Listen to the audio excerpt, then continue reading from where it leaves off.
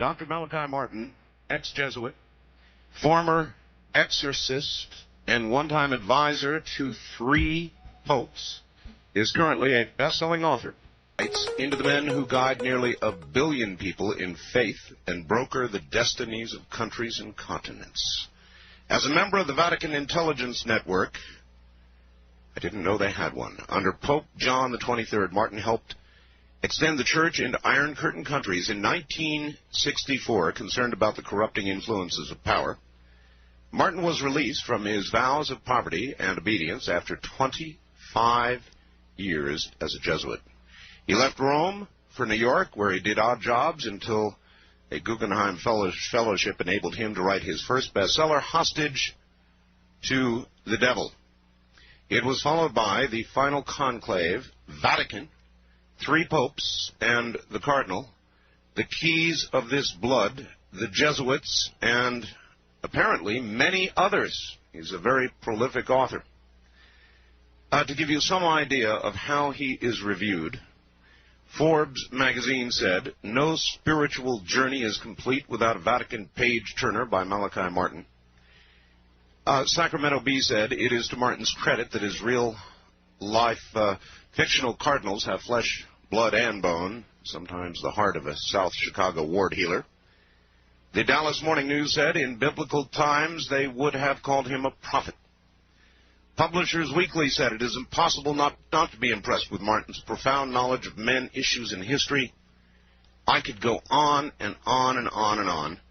For 30 years, as a Catholic priest, Dr. Martin did exorcisms.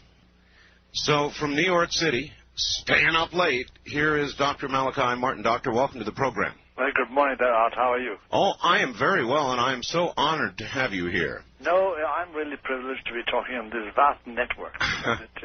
It is really universal. It really is universal now. It's amazing. I heard you describe it from north to south to east to west. Oh, yes. Covers a lot of territory. I'm not, my background, Doctor, is not Catholicism. I'm not Catholic. My wife is. Mm-hmm. So I'm going to stumble and bumble, and I hope you'll bear with me. I doubt if you could stumble and bumble in anything. But anyway, we'll take that as a simple statement. And take this also as a simple statement. Many years ago now, you can tell me how many, yes. The movie The Exorcist came out. Yes. It was the first of its kind, really. Major movies, and it scared the hell out of me. Be honest with you, and as no movie, even with all their horrible little monsters, ever has since. And I'm not sure why. Funny? Isn't that funny? Isn't that interesting? I find that very curious. I really do. Even more than any of the Dracula and the Frankenstein films. Even more than the movies with Alien, where monsters are popping out of people's bellies and all sorts of horrible things. Yes. And I think the reason is because I viewed The Exorcist as real. Yes, I think so. And it did touch on a chord, the existence of a demon, which could, on occasion, inhabit the body of some human being. I think that might be the element. And it was set also, that particular picture was set in Washington, real lifetime Washington, you know. And you had real live-looking characters undergoing these horrible contortions and distortions. So I suppose it did. The fact is, Art, that at the back of our consciousness, at least in, I was going to say in the West, but then I know it's the same in India, it's the same in China, it's the same in Japan, and in Latin America. At the back of our consciousness, there's always a fear of the evil one. Yes. Well, there may be a reason for that. The evil one. Now, let me start there by asking you, is there a difference between possession by the devil and possession by a demon? Yes, there is.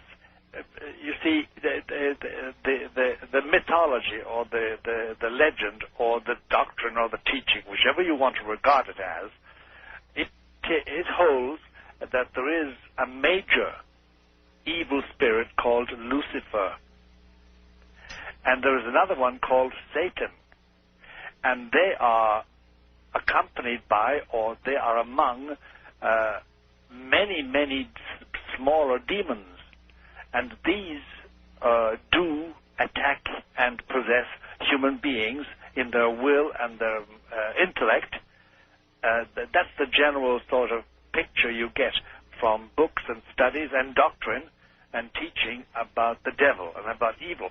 And I think that what I was saying was that I think at the edge of our consciousness there's always the fear that perhaps indeed there is such a thing. We don't believe it.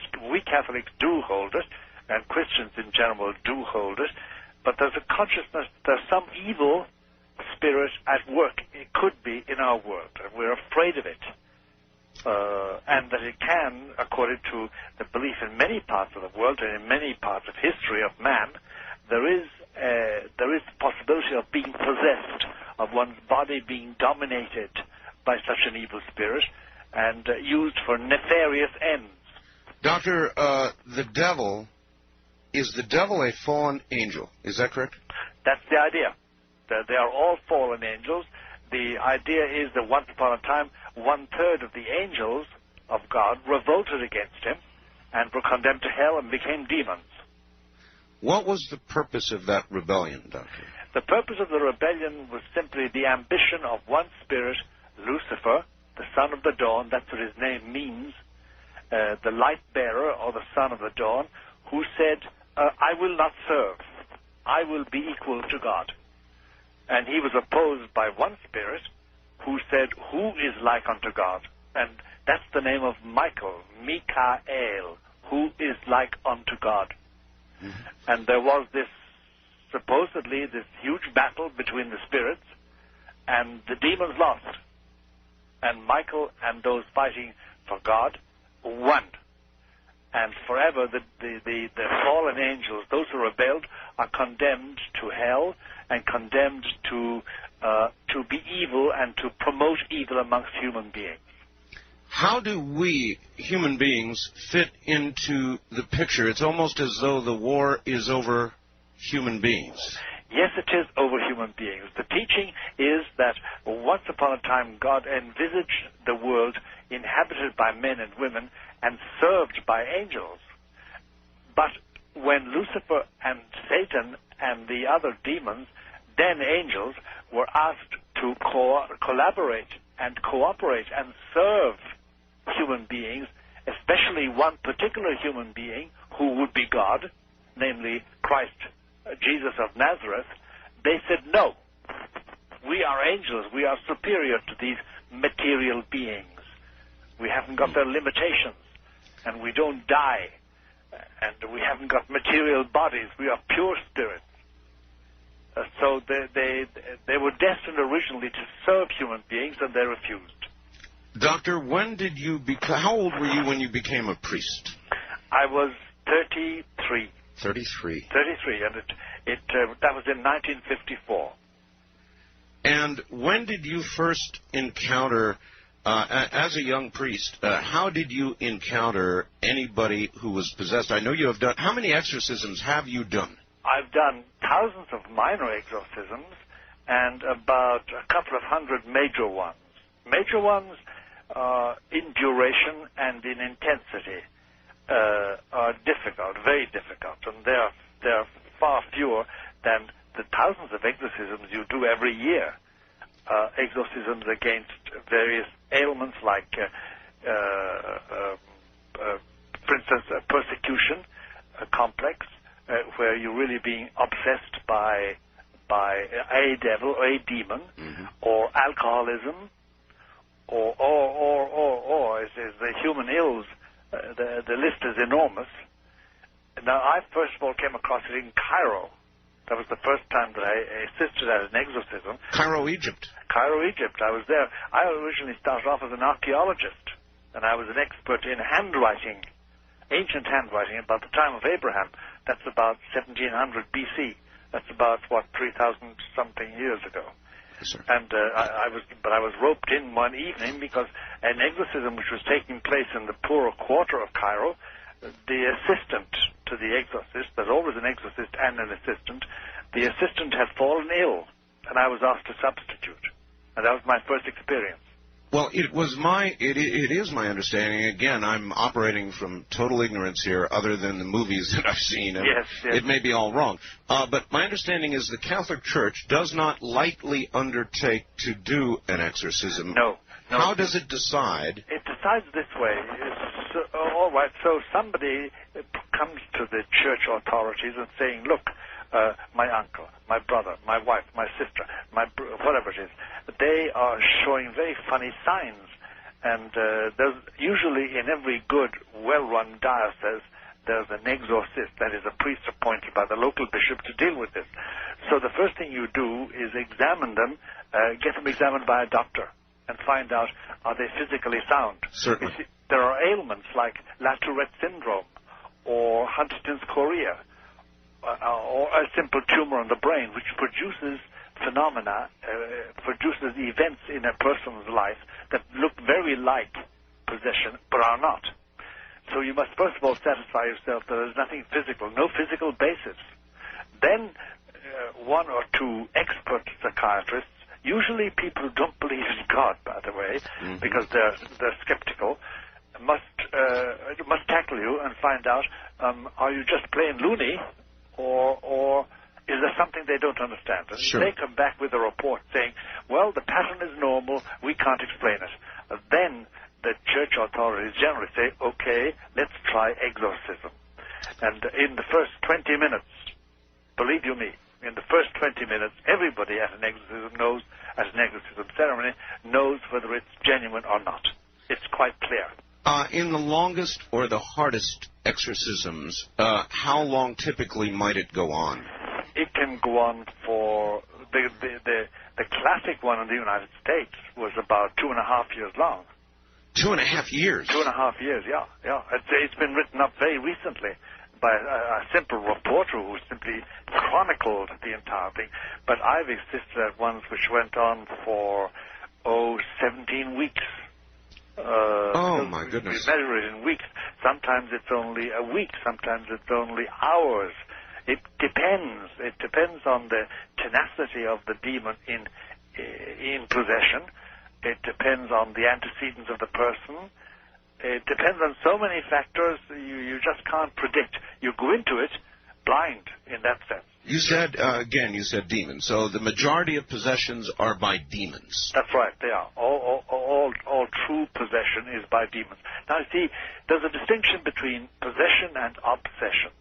Obsession is where somebody is being bothered continually by, for instance, cases I have in hand at the present moment are people who are bothered continually by appearances of animals with human faces bothering them, or pressures on them at night when they want to go to sleep. Yes. And funny faces and funny things happening to them.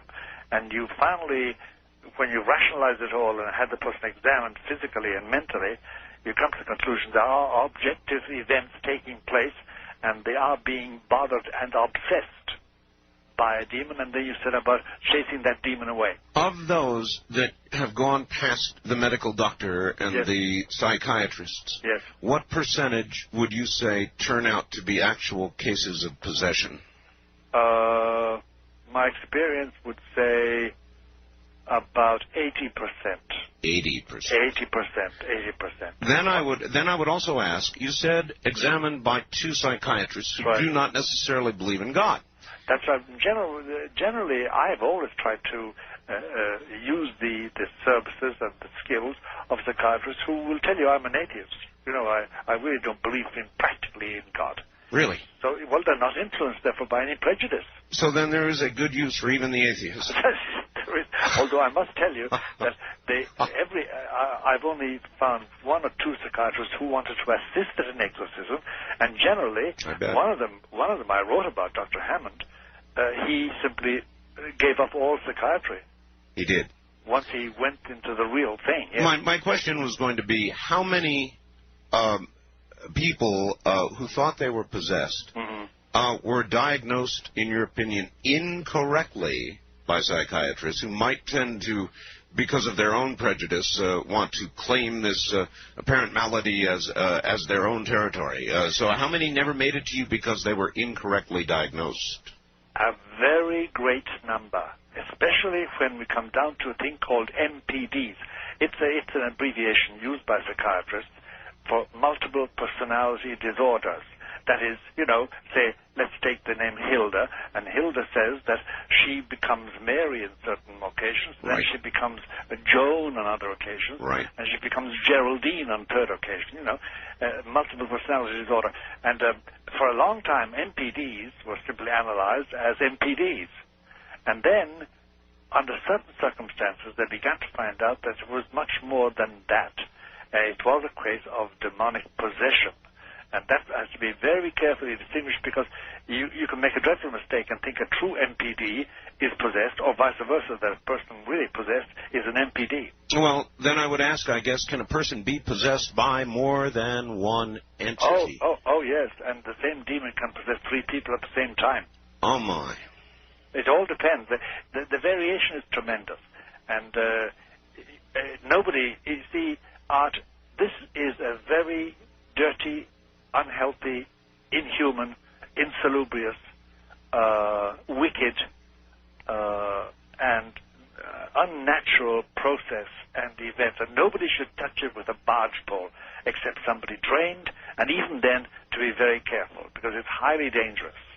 For instance, if you start any nonsense, real exorcism, and a lot of people don't know the difference between that and therapy, the difference between that and prayer, healing prayer, deliverance prayer, as they call it.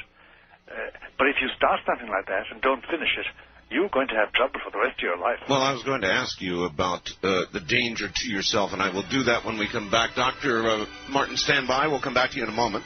Back now to Dr. Malachi Martin. Doctor, are you there? Of course I am. Good. Good. I'm into everything. I'm fascinated. Doctor, is there now, or is there going to be, an Antichrist? Whether there is now is a question. There is going to be an Antichrist, and I think the best thing we can do is talk about his public appearance. All right. Because he may already be in existence. For me to say he is in existence would immediately provoke the questions, where is he and what is he doing? Yes. And I want to avoid that. Yes. But he will be manifest publicly within a reasonable amount of time. Most people who are 20-something or 30-something will come across Antichrist in their life. I'm 76. I may not. How will we know him? We will know him by two main qualities. First of all, he will arrive at a time when we as a race have what looks like insuperable problems.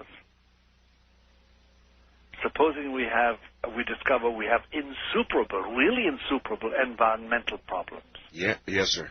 Supposing we find we have insuperable health problems, a disease, yes, wasting nation after nation. That's the first thing. He will have solutions for those problems. He will have wise solutions that are real solutions. And number two, the result of his intervention and the results of his solutions will be such that people will say, you must be God. And he will accept that attribute. He will accept that. Yes, he will accept that. Those are the three marks of the Antichrist. Well, you've already done it to me. You're already giving me chills. I've been a talk show host, Doctor, for about, in this incarnation, 13 years. That's a long time. Doing this program. And in the last several years, Doctor, I've begun to observe something that I just picked a word and I began to call it the quickening. And it's a very good word, Art. It's a very discerning word. You must speak from experience. Well, You must. I speak from watching the news of what man is doing by the day, Yes. Doctor. And by this quickening, I mean socially. I'm watching these horrible things happening. Yesterday is just an example.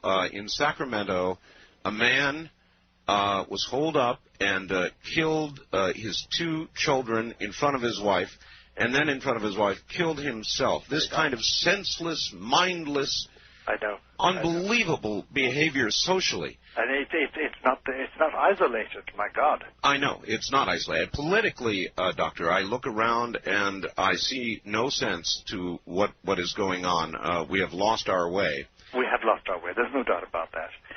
Could I stick in something at this moment, Art? Could I make a remark? You may indeed. There is, in Scripture and in tradition, and by the way, I'm a Roman Catholic, so I'm not sort of dependent on the Bible as Protestants are, and that's their choice.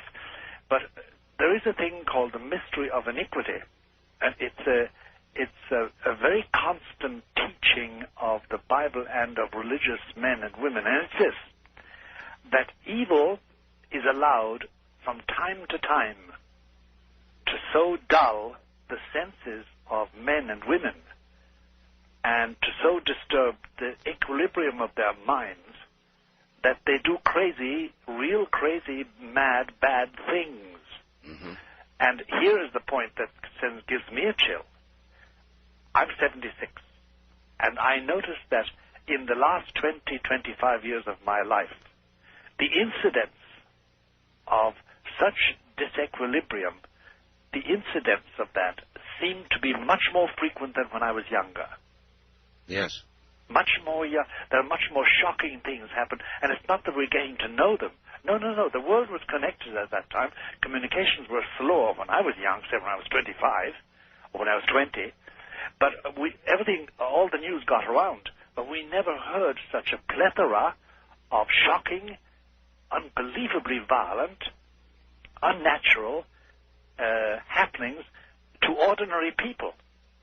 So the mystery of iniquity it seems to be pressuring, and the idea in the teaching about the mystery of iniquity is that there is a darkness, a mental darkness that closes in and makes ordinary people do the most extraordinary and shocking things. Well, that's one part of it, a horrible, scary part of it, but also you mentioned the environment. Yeah. I've been monitoring stories lately, Doctor, about the ozone, about deformed frogs, which are said to be an indicator species. I have had people on from various disciplines that you may not agree with who call themselves remote viewers, to prophets, to Native Americans, and frankly, they all tell a very similar story with regard to what they think is immediately in front of us in the next few years. I happen to agree with them. I happen to have gone further in my thought than merely agreeing with them. I think there is a case of radiation. I think that we are being radiated in such a way that it distorts the chemical balance of our system, our mental system. And that slowly but surely, a vast section of the public is being dulled, doesn't see what's happening. Yes. Doesn't realize what is being done to them. These slowly boiling frog. That's right. I mean, the frogs thereby. There was one example of a frog reported here in all our papers in North America, of a frog with one eye in its head and the other in its mouth. Yes, I know. The distortion, the complete ruination of nature. I'm afraid I can tell you more, Father, from the north central part of the United States, across to Vermont, to Montreal, even in Japan now. Yes. Deformed frogs with 4 to 6 legs, as you pointed out, eyes in throats, missing eyes, and I could go on and on. Horrible deformities. Something's happening. Well, and then, by the way, we should also add things we are not told in public. The deformed babies that are born in a section of Europe which is also covered by the Chernobyl explosion, but also simply happening, deformations of adults as well as children, and they're not reported widely. Doctor, a report 2 days ago from London of an abnormal amount of deformed fetuses in Britain. Britain is experiencing more radiation, ultraviolet radiation, as a result of depletion of the ozone right now than are we. Sure. Then, by the way, there's a thing because we're touching a sacred cow when we touch on it, and that's nuclear energy. Yes, sir. I'm firmly convinced from the evidence that, and the evidence by reputable scientists, these are not crackpots. They're men who have engaged in Nobel Prize activities in chemistry and in physiology and economics, and they can point out the effect of radiation on the human frame, especially on those parts of the brain that deal with moral and ethical judgment. And it's a bit frightening because it means that the rise in criminality, the distinct rise in criminality, recidivism, constant crime and doing, and horrible crimes with no reason at all but simply cruelty, is some deformation of nature in itself. And I'm afraid it's on the increase, not on the decrease. Is it reasonable to ask you when a human being is possessed by a demon, what is the purpose of the possession of an individual? The destruction of that individual's soul to such a point that it must end up in hell. Hell being a place, a location, an existence which is totally separate from God. The belief is that everybody was created to be happy forever, and God wants everybody to enjoy heaven, the joys of heaven, the perpetuity of heaven, the peace of heaven, and the ecstasy of heaven. The demons, excluded from that and barred from it because of their rebellion, want to make sure that as many human beings as possible don't attain it. And that is done by possession, and possession is a funny thing. It's a funny operation. It never starts suddenly. You don't wake up in the morning and say, gee whiz, I'm possessed. You know, it doesn't happen like that. It's like any addiction. It's like anything that happens slowly. It's bit by bit. Bit by bit, I cede control of my will and my intellect to a demon. And one day, the possession is complete. Is this a fight, Doctor, between an individual's will and that of the demon? Well, usually, to be more accurate, it's a fight between the will of the exorcist and the will of the demon. Well, I guess I meant before you or somebody like yourself has met up with this possessed individual, as the process of takeover is underway, is it a fight between the person's... Yes. Yes, it is, between the person's will and the demon intending to possess. Usually the tendency or the attempt to possess is through deception. For instance, we have, in the northeast corner of America, since 1975, we've had a huge increase in the following type of possession. A young man, say 30-something, 40-something, a young woman, will come and say, look, when I was in college, when I was studying, when I took up residence as a doctor, a lawyer, whatever it was, I made a pact with the devil. I needed money. I needed a position. And I asked him to help me, and he did, but he took over my will and my mind. Now I want to get rid of it. How do I get rid of it? Well, we have an increase in that phenomenon, which I never thought we had. Some of them don't even believe in God. Some of them are Jewish, some of them are Buddhist, some of them are Christian, some of them are Protestants or Catholics. There's no profile of the possessible person. Once you have issued such an invitation, is there any way to go back? If it has been taken up, then your only recourse is exorcism, that we know of. There may be other recourses. We don't know of any recourse, except that. Are there cases in which a possession is not obvious? Yes, I would imagine there are many where the spirit has simply won and is in firm control. I would think that the people who come to you are those who are sort of in the middle of a giant battle. That's right. when you find somebody, you know, the typical things of somebody throwing themselves on the ground or cursing and spitting and protesting and Yes. defecating, urinating, and all sorts of protest. What they're doing is protesting, saying, help me. Yes. Help me. Really, the perfectly possessed, we call them the perfectly possessed, are those that are completely at peace. And I've known several of the perfectly possessed, and I avoid them like the pest.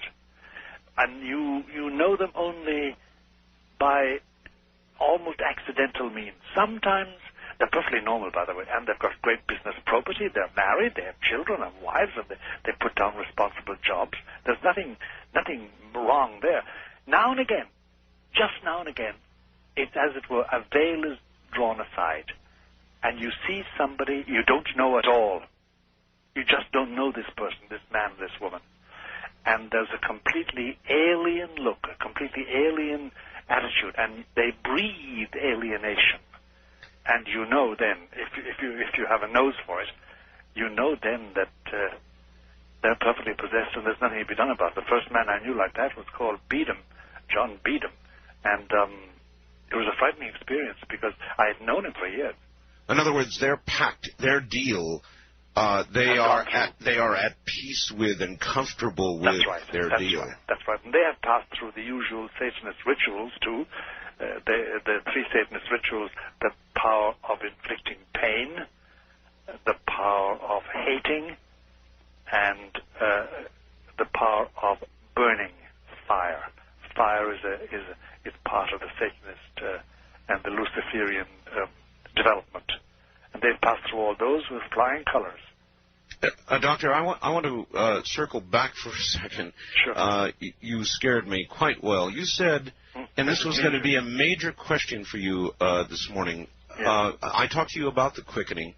Yes. I didn't even get to all the facets. To Yes. me, it's many, many things. But you said there was a huge increase in the number of possessions, and I was going to ask you that. To me, that just adds to the pile. That is true. There's more now?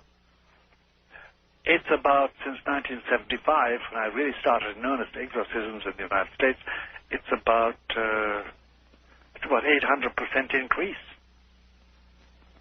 in frequency. Oh, in my. frequency.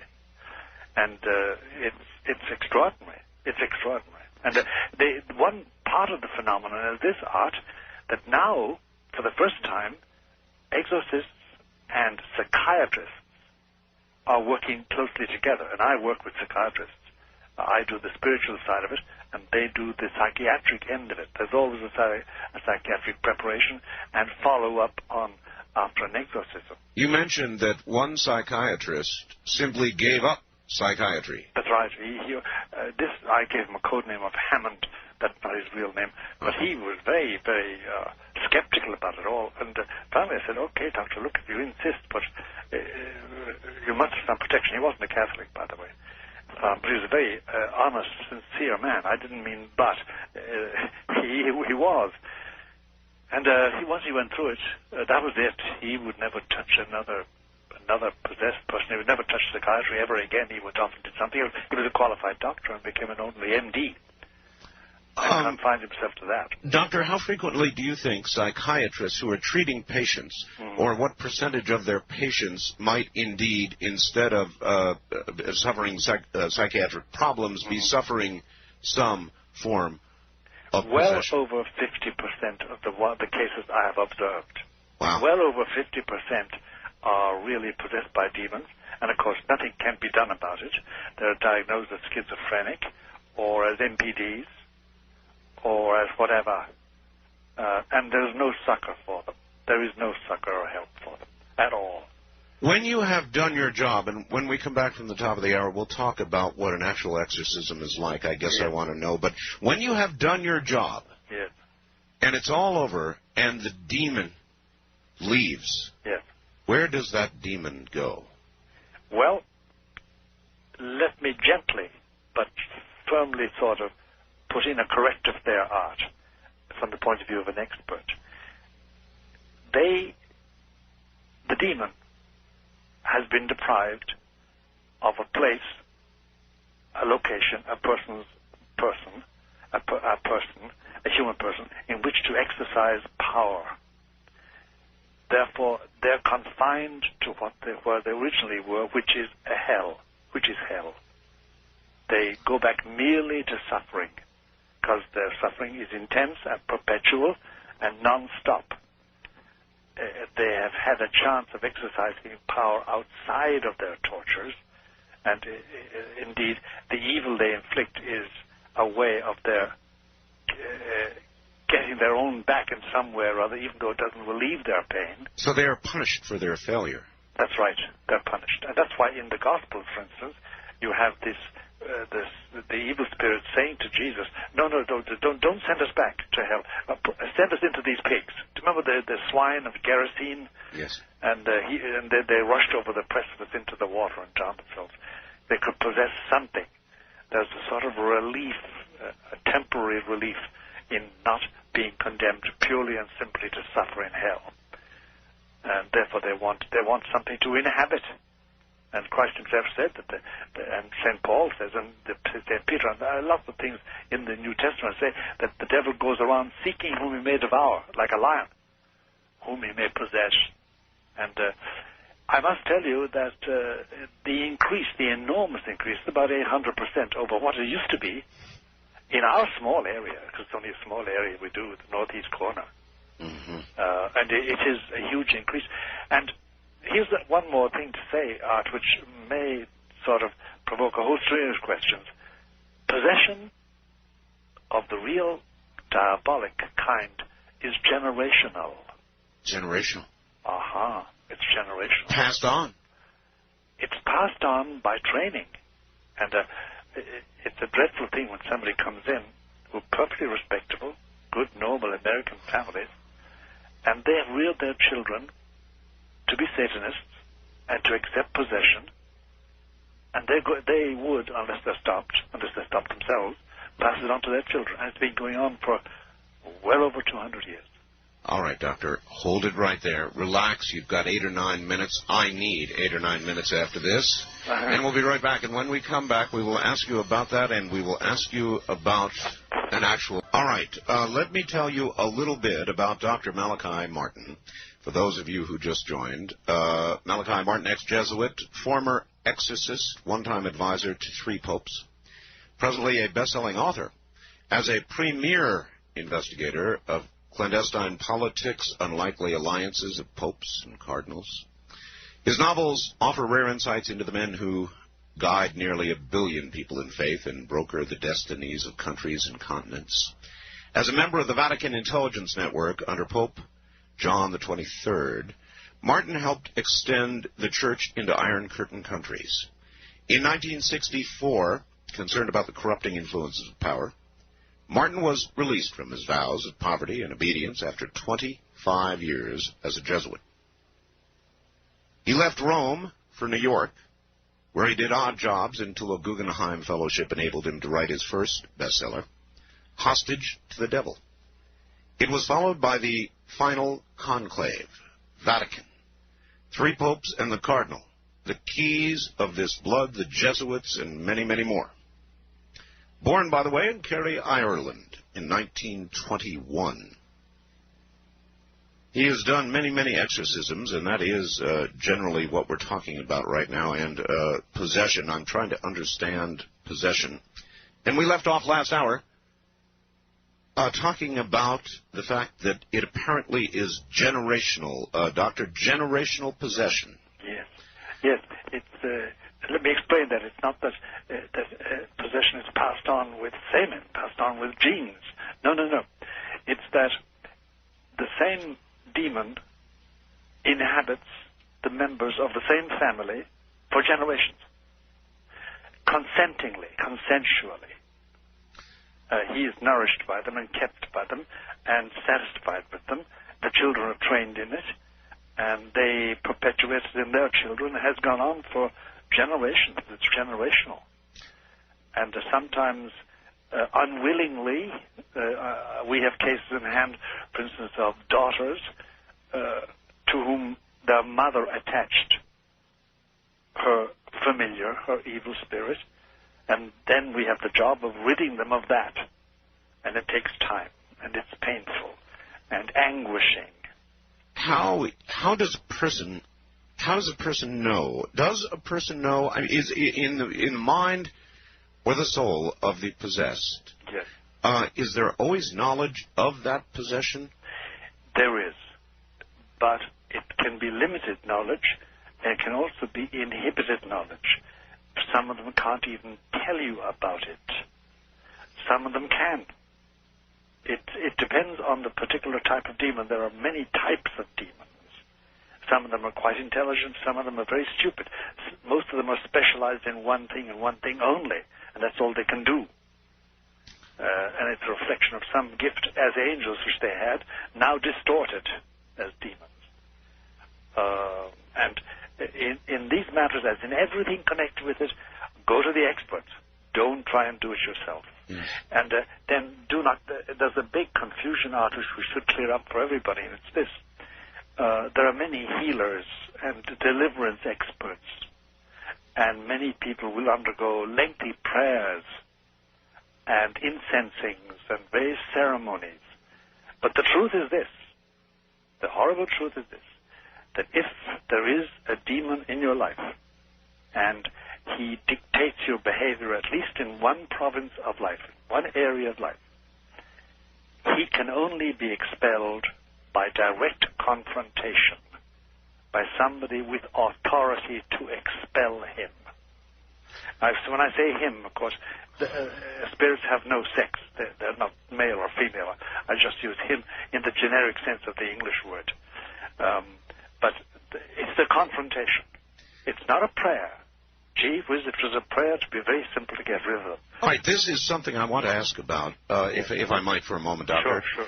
I had a call a couple of weeks ago from a woman who said that she had been in bed, believe this, with her children one night, and she was attacked, Doctor, attacked by some sort of demon or spirit that was actually waiting upon her, actually trying to sodomize and rape her, and she was unable to speak, unable to move, unable to utter anything. And in the middle of this attack, the phone rang, the answering machine came on, somebody's voice began speaking, and whatever it was left. Now, she said that the only way this thing would leave, and she had been attacked many times, was if she audibleized some sort of something. And she said, I sat there and I prayed and I asked God to cast off whatever this was, and it would not go. And my question was, and I pondered after the call, it was a very serious, very scary call, and I pondered afterwards, if God hears our prayers, those cast silently forward, then why would God not hear a silent plea, a scream, as it were? Why must something like this be audibleized? There are mysteries about this entire situation to which we have no answer. But there are laws.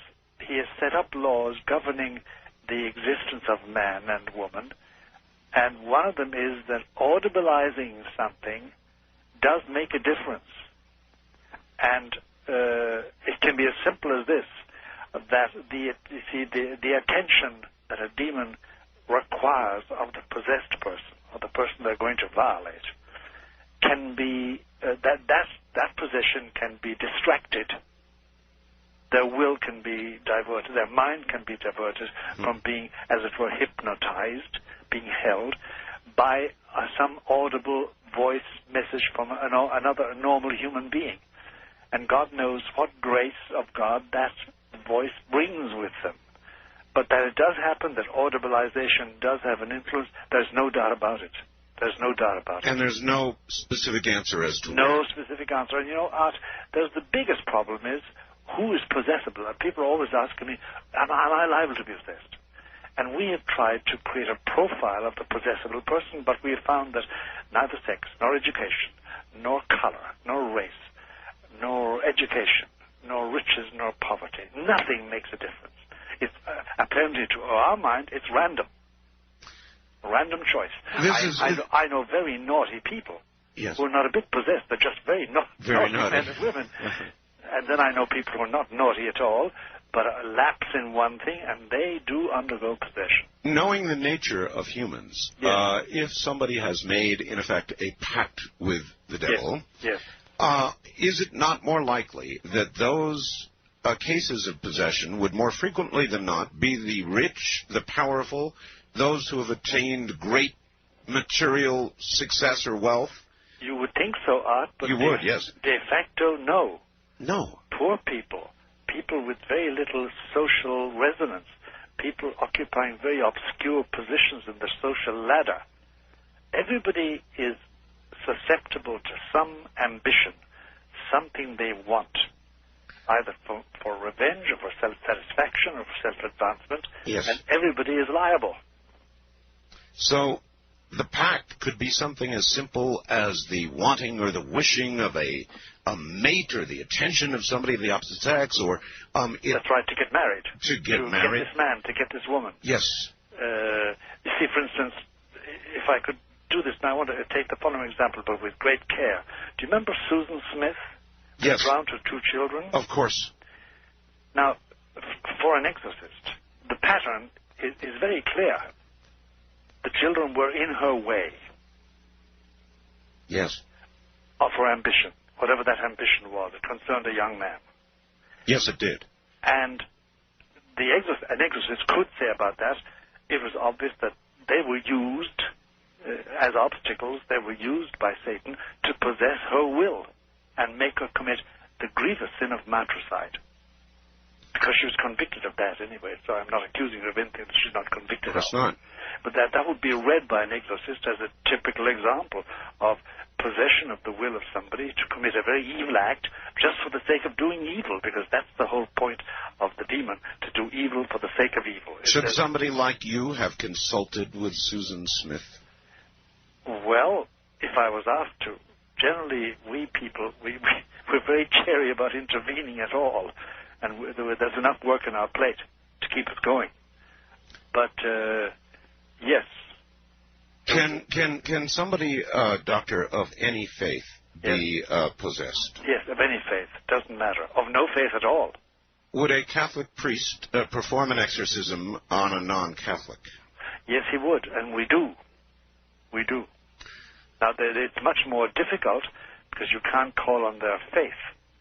Except faith, they generally emerge from an exorcism, a successful exorcism, with a tremendous faith in God. Not necessarily Catholic faith, but faith in God. Speaking for the layman, there are many people walking around listening right now who are no doubt scared to death because at one time or another in their life, they have probably, in a moment of despair or a moment of need, said, I'd make a pact with the devil if I could just have so-and-so. And they're probably thinking at this moment, there's a pretty good chance they may be possessed. You can't be possessed without knowing it. And you can't be possessed against your will. You may wish all day and all night for the devil to come and sign a pact with you, as it were, a Faustian principle, like Mephistopheles in the play of Goethe. But it can't happen without your knowing it and without you willing it fully, finally fully, bit by bit by bit. So that you needn't be afraid that you're possessed and you don't know it. No, that doesn't happen. Well, are there not, though, no doubt, many people who have achieved success or achieved that goal for which they made that dark wish, that moment, and they certainly must wonder. No, they know. They know. They know. They know. They know full well. And that's the darkest secret of their life. The dark, indeed. That sets them apart from wife or husband or lover or mistress or brother or sister. And you say you have seen these people. You know these people when you see them. Oh, yes, you do. You meet them in the street. You meet them in cocktail parties. You meet them at dinner parties. You meet them at meetings and conventions. And, of course, I must tell you that I get out of their way. I've enough of it. I don't want to confront them. I don't want to have anything to do with them, unless I have to professionally. Doctor, Catholic priests, how many Catholic priests are capable of or do within the church exorcisms? Nowadays, Art, unfortunately, a minimum. As you know, in the last 25 or 30 years, belief in the devil, belief in evil incarnate, in an evil spirit, belief in hell, belief in the demons, the existence, and the activity, say, of Lucifer and of Satan. They're distinct demons, by the way. People often confuse them, but they're distinct demons. Belief in that has flagged, has got very weak.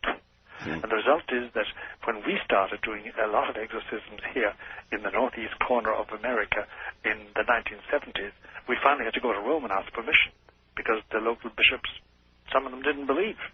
So we went to Rome and said, look, these people, we need authority because, by the way, nobody can do an exorcism without being given authority.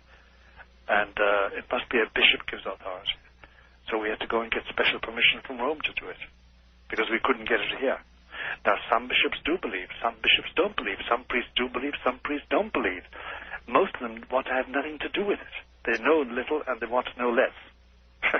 That's really, and some bishops, some cardinals we know, say, look, don't bother me. You have all the authority you want, but don't tell me a thing about it. I don't want to have anything to do with it at Possibly all. the source of the hear no evil, see no evil. That's part of it. That's part of it. Because if you have to take into account that so-and-so, this political leader, this particular borough leader, this particular CEO is possessed, it does complicate life, Art. It does complicate life. If a big surgeon, a big psychiatrist, is by way of demonically possessed, it makes a huge difference. Can a person of faith be possessed? Can any person of faith be possessed? Can a person of great faith be possessed? No. Without their renouncing. The time comes when you're asked to make a change. You can't be possessed against your will, and if your will is strong in your faith, you can't be possessed. You can be obsessed. You can be bothered. You can be harassed. Yes. And harassed terribly. And the major portion of cases that occupy my daily dealing with this are cases of obsession and harassment. And it's terribly distressing. What about the demographics of possession? We saw The Exorcist. Can a child be possessed? No, except unless in exceptional cases you have children born and quickly developing at the age of 4, 5, with a will as strong as a person of 25, really. Mm-hmm. And they can undergo possession, but it's rare. It's very rare. They can be harassed and obsessed, and that usually generationally on account of the parents, on account of an aunt, on account of an uncle. How, let's see, what's the right word? What word am I looking for? In a generational case of possession, does the parent actively teach this child in the dark way? Is it? Oh yes, they assign the child to their demon. They're satisfied with that. The demon becomes what they call a familiar of theirs. And they give it a name. They call it Philip, they call it George, they call it John, they call it James, they call it Mary, whatever. And they assign the child to it. They teach the child to do obeisance to it. And they make the child participate in ceremonies, say Satanist ceremonies. Wow. There's a lot of that going on in America today? A lot. It's very hard to say a lot. That it goes on continually and sustainedly in certain areas, yes. And whether it's Boston or whether it's Montana or California or New Mexico, the place doesn't matter. The place doesn't matter. I must confess to you that there is a lot of very impressive generational cases are found or have been found, not all, but a lot of such cases have been found amongst old American families. The old traditional... Yeah. The old, originally came over on the Mayflower kind of American families? That sort of business, yes. That sort of business, yes. It's a murky story and has never been written up properly, mainly because, well, it concerns family genealogies, you know, and it's hard to write that up and get it published, and then what's the point? But you come across generational possession and harassment, but possession too, in such families, such old families. Whether they're Dutch Reformed, or whether they're Puritan, or whatever. I suppose getting it in print, one reason might be the truth, Doctor. All right, back now to Dr. Malachi Martin. And, Doctor, you're in, I haven't even told everybody, you're in Manhattan, aren't you? That's right. I live in Manhattan, Upper Manhattan. Doctor, as a young priest, how did you first, what was your first exorcism, and what was your reaction to it? Well, my first exorcism was in Cairo, Egypt, and I was a young priest, and I was an archaeologist. I was lying on my belly, on my back, in caves on the Sinai Peninsula, copying inscriptions dating from about the time of Abraham, about 1600 or 1700 BC. That's about, 3,000 years ago, more than 3,000 years ago. Long time ago, yes. And an exorcism was going on, and I didn't know it. When I came back down by plane and checked into Cairo, because I came down every couple of weeks to get a bath and to eat properly. Yes. Because we lived on goat's cheese and black coffee when we were up digging. One of the priests was telling me that he was engaged in an exorcism and his assistant has collapsed, which is not uncommon with young assistants, because in your first exorcism, if you've never done it before, the impact is so great, sometimes you become totally incontinent. It scares you. To the point where you can't move and can't speak and can't help. And everything, all the portals are loosened. You get diarrhea, you vomit, because it's so repellent. It's so shocking. So it's not for the weak of heart? No, it's not. And I'll describe in a moment exactly what is the repellent part about it. All right. But so I was asked to assist, so I did, and apparently I had a very strong constitution, still have, and I hadn't got that effect. It had a disgusting effect. It always has. That was the first time. It was a very sticky exorcism. In general, if you want to understand what an exorcism is like, and what's really the essence, the difficulty, the horror of it is this. You must imagine, say, a common scene. It's a room. It's always within a room, within a house. It's in a room. There's nothing on the walls, no nails, no pictures, nothing that can move. If the windows are there, they're barred with shutters. You don't have glass around the place that can be shattered. All of this is prepared. All this is prepared. And you have the person in question is either violent or not. Most times not violent to begin with. Mm-hmm. And there's either a bed, or an iron bed, or a chair, or whatever. You have no table, but you have an exorcist with an assistant, and he has assistants there. The assistant is a priest, and then he has several other people, usually men, dressed in clothes that can take a lot of hardware, and they carry everything in their hands. They have to have a candle, and they have to have holy water, and they have to have the priest's prayer book, etc. Mm-hmm. Now, here's the point. I said before that people undergo a psychiatric examination, undergo a medical examination, and finally people say, okay, let's try exorcism. Mm-hmm. And I said that within the first 20 minutes, you know if it's a real case of possession, and then you're into it, and you can't withdraw. You can't simply say, okay, boys, let's break up and see each other next Monday. You can't do that. Once you started, you've got to finish it. Or else what? Why? Or else you are pursued by that demon. You are pursued. The yes. exorcist. That's right. And everybody in that room has troubles. And the troubles can be extraordinary. I mean, I've seen assistants trying to hold somebody down and dropping the person and looking at each other because the possessed person starts telling telling one man what the other man did to his wife. Oh, boy. Oh, yes. Yes, we've been through that, too. And sometimes it's a lie, sometimes it's true, sometimes it's an exaggeration. Anyway, but after the first 20 minutes, what happens? In that 20 minutes, the following happens. Now, the temperature of the room may change. There may be a horrible smell. There may not be a horrible smell. All those are incidental things. The olfactory experience or the heat and the cold experience. But here's the real point. At a certain moment, if it's really an exorcism, and if we are in the presence of a possessing spirit or a threatening spirit, demon, everybody in the room, the priest and his assistant and the assistants,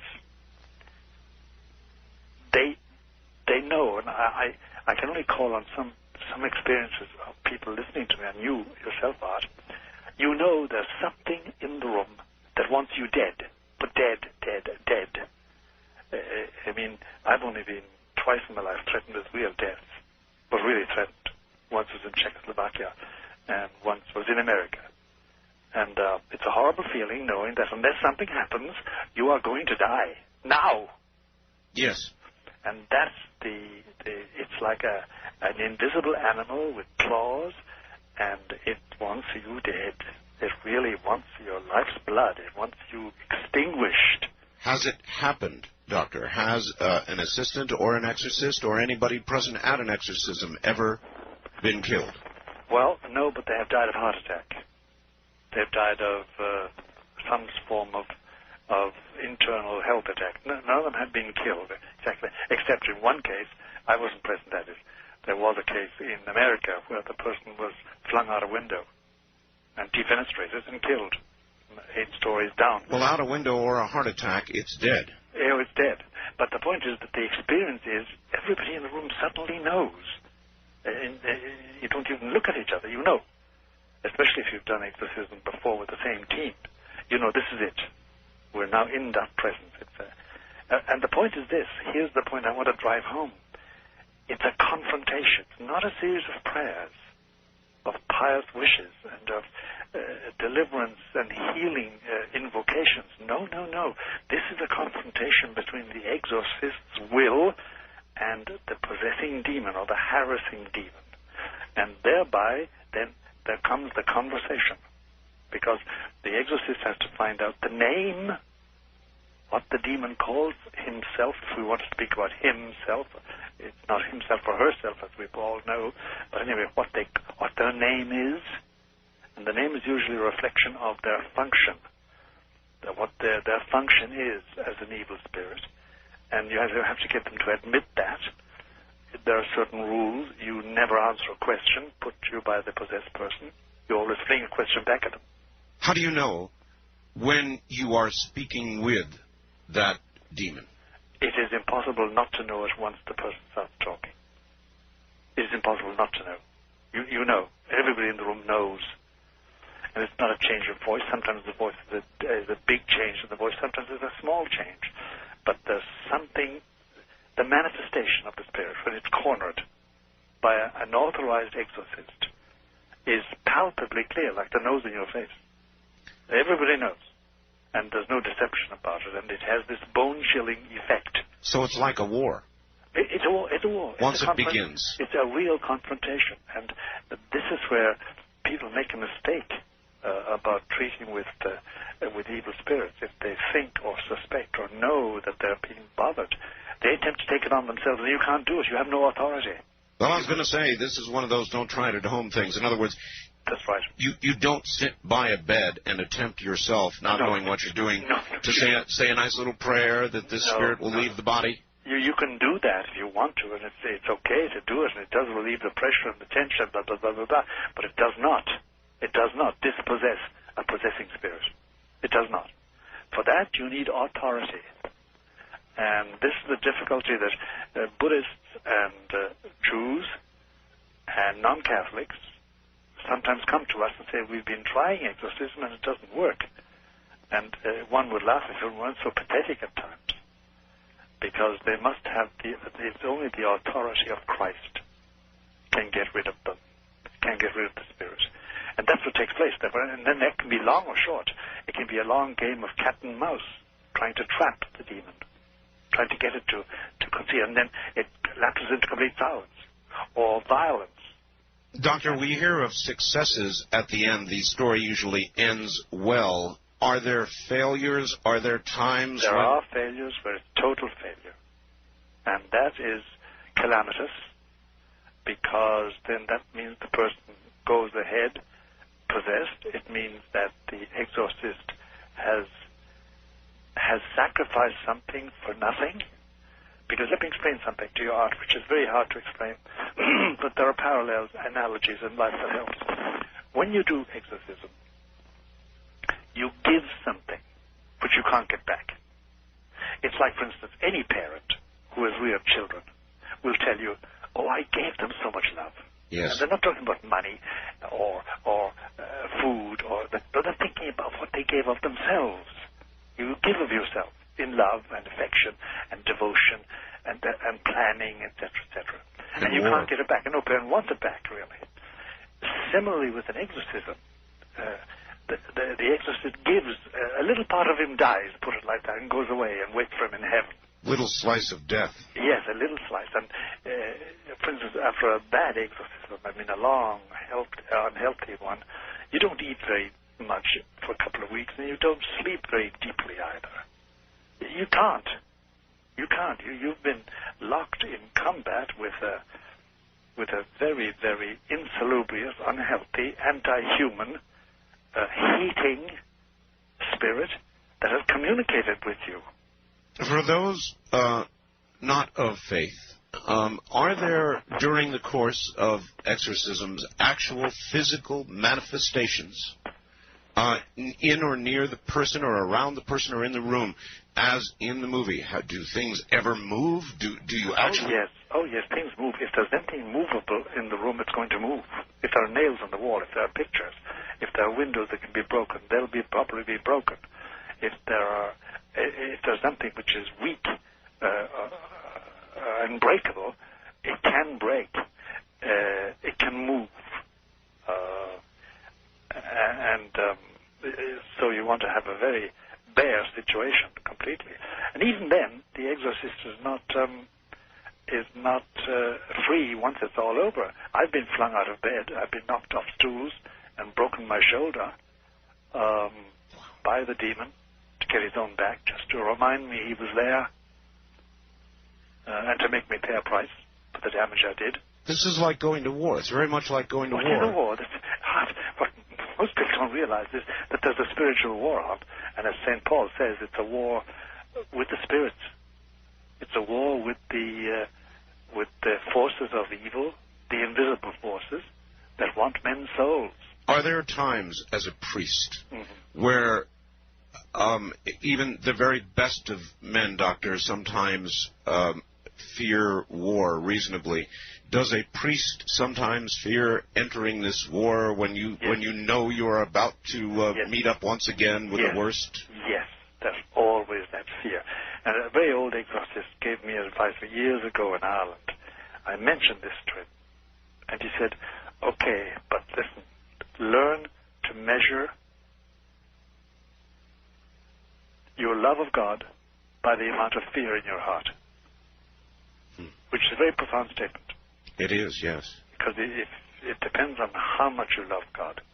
And if you really love Him as Father, as Savior, and as final end of everything, and as the beautifier, and as the creator of nature, the creator of all beauty in our lives, it can expel fear. But if you nourish fear, fear can grow and not quantitatively, but it can equal or surpass the amount of love you have in your heart. And then you're in danger, because that fear is going to make you despair. That fear is going to make you timorous. That fear is going to make you vulnerable. Love is the only thing that can cure it. Love is the only protection we have. You mentioned there were priests who do not believe that people are possessed. That's right. That's right. Do they carry that belief because of fear, do you think, for the most part, or? No, Art, the cases I have known are priests whose faith has been diminished. See, faith is not a quantum, like a bank balance or something in your pocket or clothes you wear. It's a dimension of soul. And that dimension can be greater or lesser. And it can be diminished by infidelities, by sin, by fecklessness, by carelessness. It can be increased by virtue. It can be increased by good actions. It can be increased by the grace of God. But it's usually because of the lack of faith. Faith. When they think that there's no such thing as evil, really. That it's okay, do what you like, just don't frighten the horses. But there are iron laws, though. God has laws, and He doesn't allow them to be violated. You can violate them, but you're going to pay the price. And one of the prices is that you slowly but surely edge towards that region of human existence where the demons are dominant. And they will satisfy you. They'll give you a good life.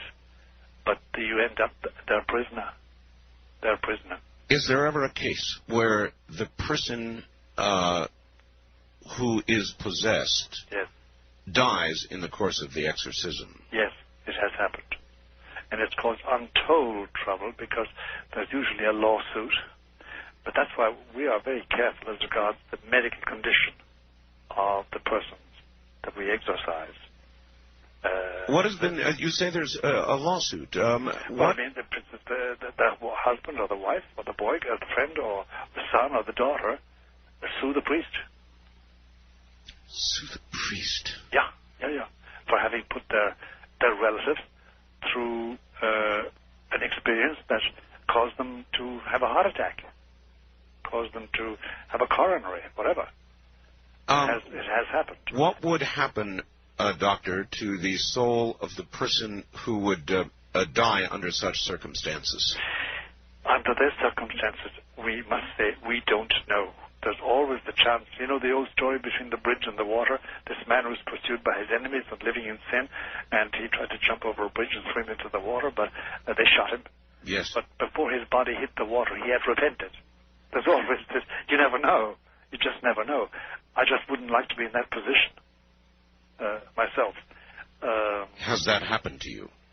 Yes, it has happened to me. It has happened to me, and it's very distressing. And then I've been asked to go see people who are possessed by their husband or their wife or their brother or their sister and come away empty-handed. They simply told me to go to hell. Literally. Literally? Literally. Well, that would be one pretty good sign, wouldn't it? I mean, it's just not something you do to tell a priest to go to hell. It's very discouraging. Very discouraging, and they do it with great hate. Great hate. Well, as I say, wouldn't that be a very clear sign? It is. It is, Art. So if you are told to go to hell, to get out of here, I don't want anything to do with you, which I can imagine more than not you might be told, then what do you do? Well, you go away and you pray. But, you see, for instance, if I go into the greengrocer and I find the milk he's supplying me is rotten, and say, listen, this milk smells highly, he can say, listen, buddy, get the hell out of here. That's one way. That merely means stop bothering me. But if somebody tells you in the way that it does happen now and again to an exorcist, please go to hell. Because that's where I'm going. I want to be with the prince. And now I'm quoting a certain case to you. Then it chills your bones. Because you know you're up against somebody perfectly possessed who just is waiting to die and go home to his master. Have you ever wondered, Doctor, about your own heart, about your own constitution going into one of these? Yes, I have. Yes, I have. And my heart specialist has always warned me that there's a danger there. And I know there is. There is. But, you see, when you're over 70, you know, the amount of good you can do in this world is limited because you're no longer 20, 25, 30. And therefore, whatever good you can do, you do if you're wise. Because one day soon I'm going to take the high jump. As we all shall. As we all shall.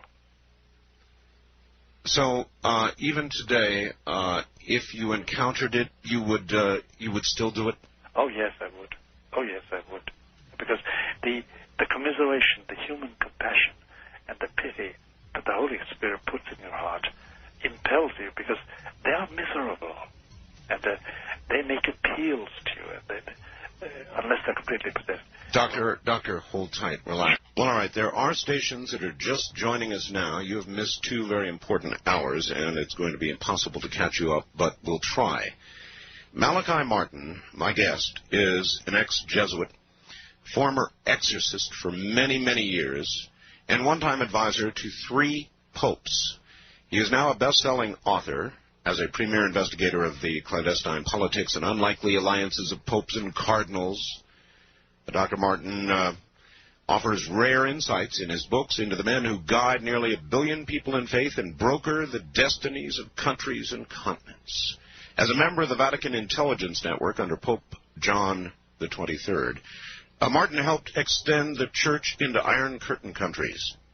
In 1964, concerned about the corrupting influences of power, Martin was released from his vows of poverty and obedience after 25 years as a Jesuit.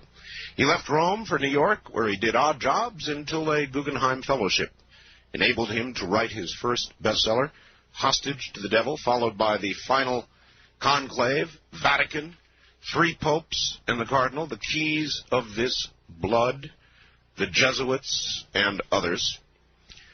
He has been reviewed by many. Forbes said, no spiritual journey is complete without a Vatican page-turner by Malachi Martin. Sacramento Bee said, it is to Martin's credit that his real-life fictional cardinals have flesh, bone, and blood, sometimes the heart of a South Chicago ward healer. The Dallas Morning News said in biblical times they would have called him a prophet. He just described in great detail what exorcisms are like. Doctor, are you there? Yes. How you've held up through great exorcisms. How are you holding up this morning? Very well indeed. I mean, this has been an exhilarating experience, Art. All right, I have a lady who would like to speak to you. She sent me a fax, Doctor, and I called her. She sent me the following. Yes. Art, please help me. If I'm not possessed, then I'm being harassed, tormented, used, abused, sodomized, all of it. I believe my mother promised me to her evil spirit. My family is an old American family. I converted to Judaism 30 years ago, and she sounded so much like somebody you described that I thought I would bring her on the air for a moment. Her name is Eva. Eva, are you there? Yes. You're on. My name is Eva. Eva, all right, Eva. I'm sorry, you're on the air with Dr. Martin. How do you do, Dr. Martin? Good morning, Eva.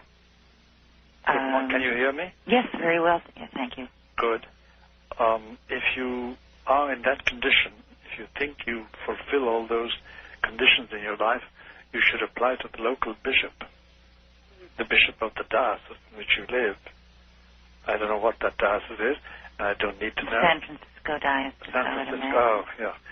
Well, there may be a difficulty there because yeah. a lot of the clergy in San Francisco have given up any belief in the existence of evil, above all in the existence of evil spirits, and I wouldn't at all be surprised if the Archbishop of San Francisco is among those. Yes. I do not know, Eva. I don't work. I love San Francisco. I've been there several times in my life. I'd love to live there. Don't bother. I don't choose to be here. I know. I know. Well, that's what happens with most of us. Our place of living is imposed on us. But in any case, you have to apply to the local bishop for an exorcist. Now, you say that a person who is truly possessed is aware of it and has made a deal. Well, put it like this, yes. With conditions and restrictions, that's true of anybody who's possessed, partially possessed. Is it a straightforward deal? What's that? Is it a straightforward deal? No, it's never straightforward. Never straightforward. No, it's never straightforward. You're always at the heel of the hunt in the matter. But you think it's straightforward, but it isn't. Oh, no. What I mean is what I'm trying to figure out. Yes. In a way, speaking with you is a dream come true. Uh-huh. And it's also thank you very much for saying that. A bit of a nightmare. I know, Eva. Well, apart from anything else, I promise you that when I say Mass this morning, which I shall after this broadcast, I'll give you a first intention in that Mass. There was a time when I would have just laughed at that, but I know. I have tremendous respect for it now. You've acquired wisdom. My concern is for my grown married children. Oh, boy. And my grandchildren. I'm afraid to people that I become attached to or involved with, and that does include my family. Yes. Bad things happen, and I'm really afraid to be around people. I'm thinking of a few deaths in particular, and I know. Stuff happens. Eva, I know exactly what you're talking about. I know exactly what you're talking about, and my heart goes out to you. It really does. What can she do, Doctor? She must find a good priest. Doctor, I would like to ask you a question. Sure. One other time, I was listening to a talk radio program, and a woman was on who all you had to do was call up and say your name and your age or something, and she would sense these stuff about you. And I called. Yes.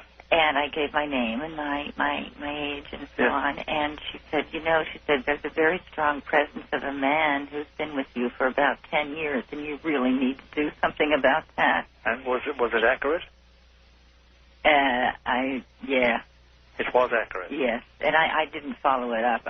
It's really taken me close to a year to be comfortable with actually saying that. I know. Eva, I would be chary if I were you of any freelancer in this whole matter.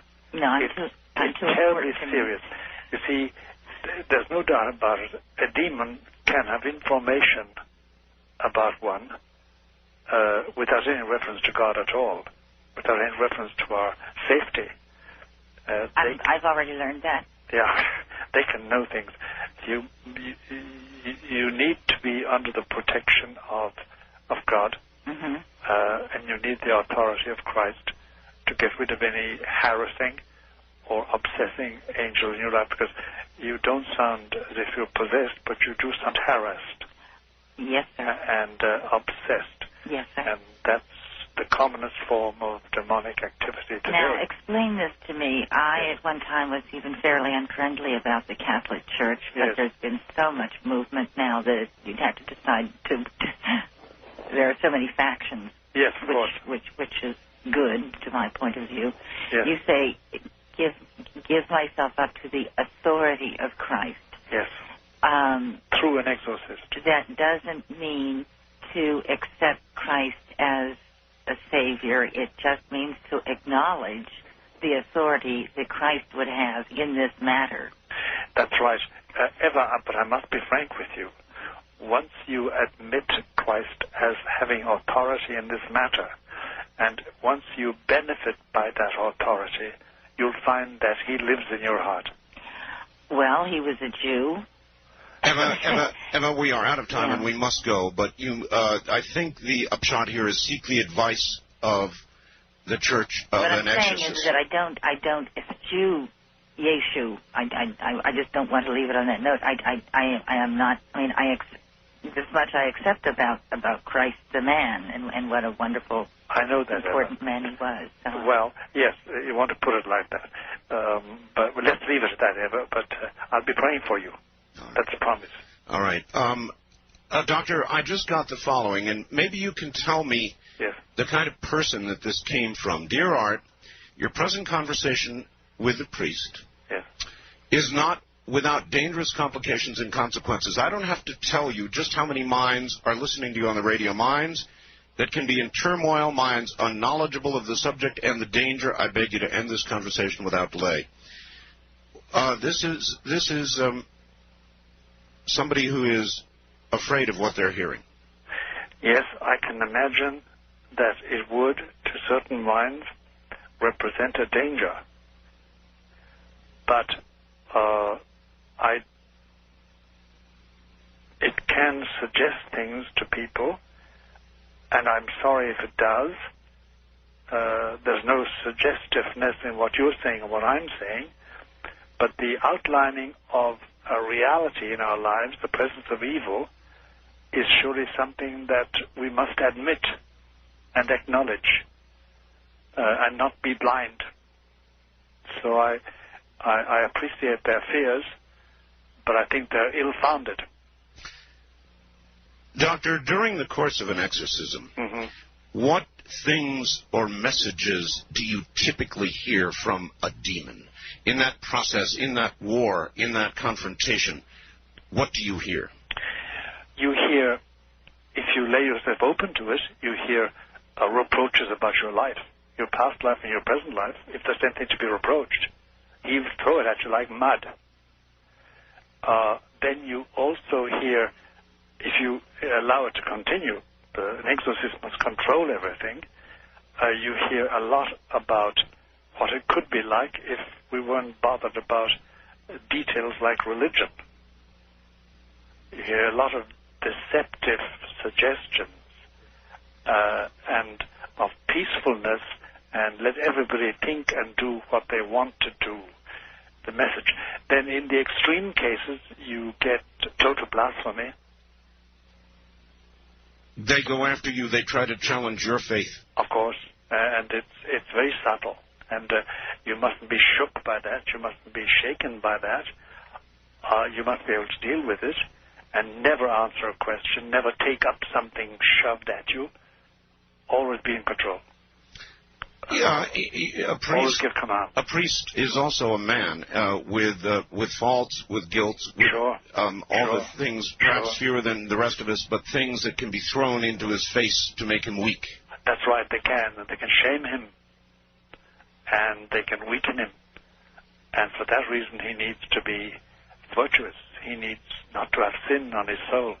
He needs to have cleansed his soul in confession. He needs to be clean. If he's not clean, the demon will know it. Is it possible, as in that movie, The Exorcist, that the demon can move from the possessed to the exorcist? Yes. Yes. That's the danger. That's the danger. You can't have any truck with this unless you're in control. Do you remember doing exorcisms in which you weakened? Yes, I do. When I was momentarily shaken, yes, by the shocking things said to me about God, about the angels, about heaven, about human beings, about human love above all, and the contempt and the despisement and the ridicule that human love is accorded by the demon when he really talks is something frightening. It's something frightening. And you realize then that all human love is useless unless it mirrors the love of God. So human love by itself is insufficient. It's insufficient. It can be ridiculed and mocked and imitated and reproduced falsely. When it is an echo of divine love, then it's divine. Speaking of false things, Doctor, is it possible or probable that a person taking drugs is more susceptible to the possibility of possession? Yes. In fact, there's a twist to that I'd like to give to it. You can, through exorcism, be rid of a drug habit. Because in many cases, not all, I'm sure, but in many cases, the lapse into a drug habit, the adoption of a drug habit, is the result of satanic influence, demonic activity. What you can get rid of it. What if you were to give out sort of a general piece of advice to people who are wondering about possession, what signs do you look for? This, if in your life there is some imperative coming out of left field, not of your choice, but commanding you, urging you to do something, to yield, to be controlled, and know that that can herald demonic activity.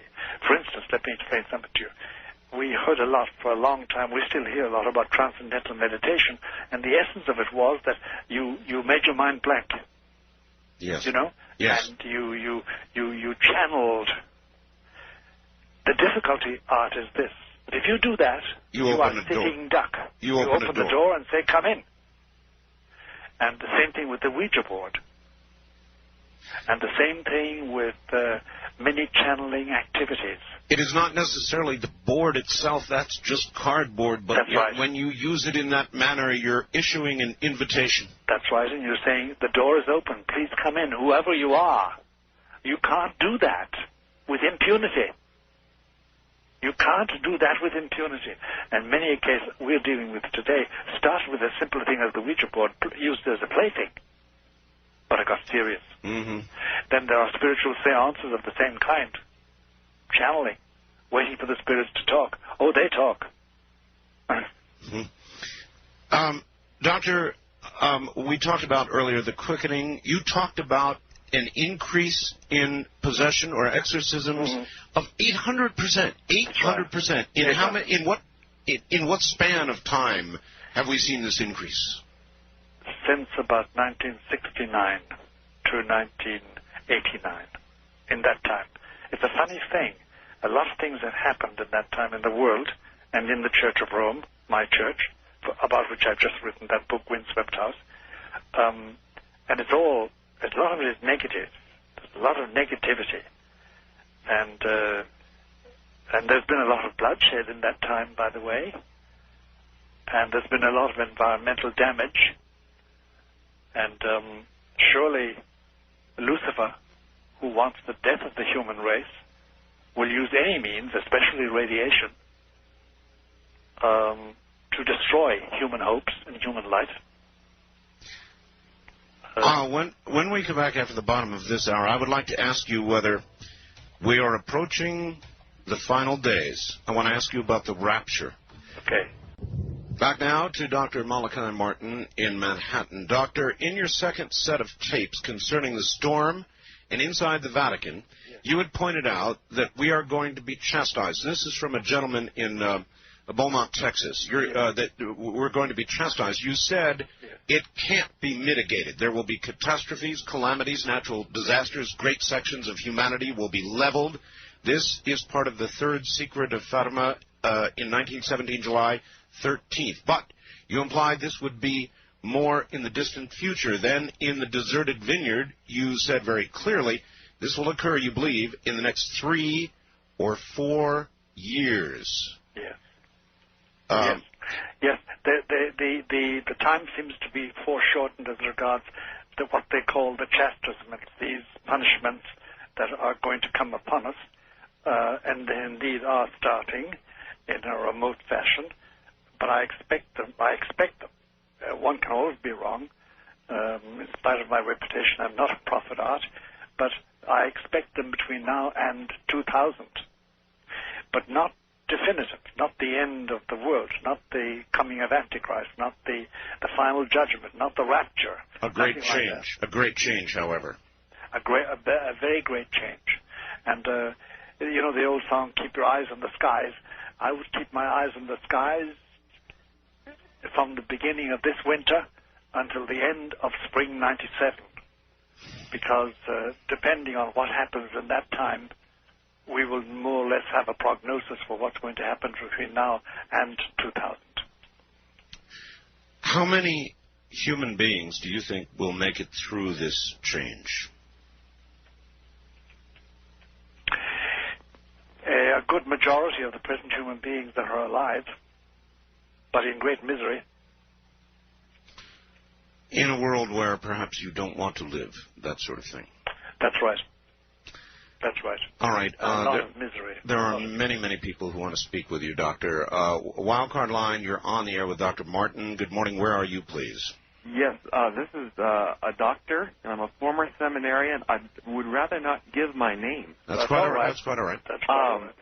A wonderful program, Art, and Father Malachi. I think one of my spiritual directors was a friend of yours.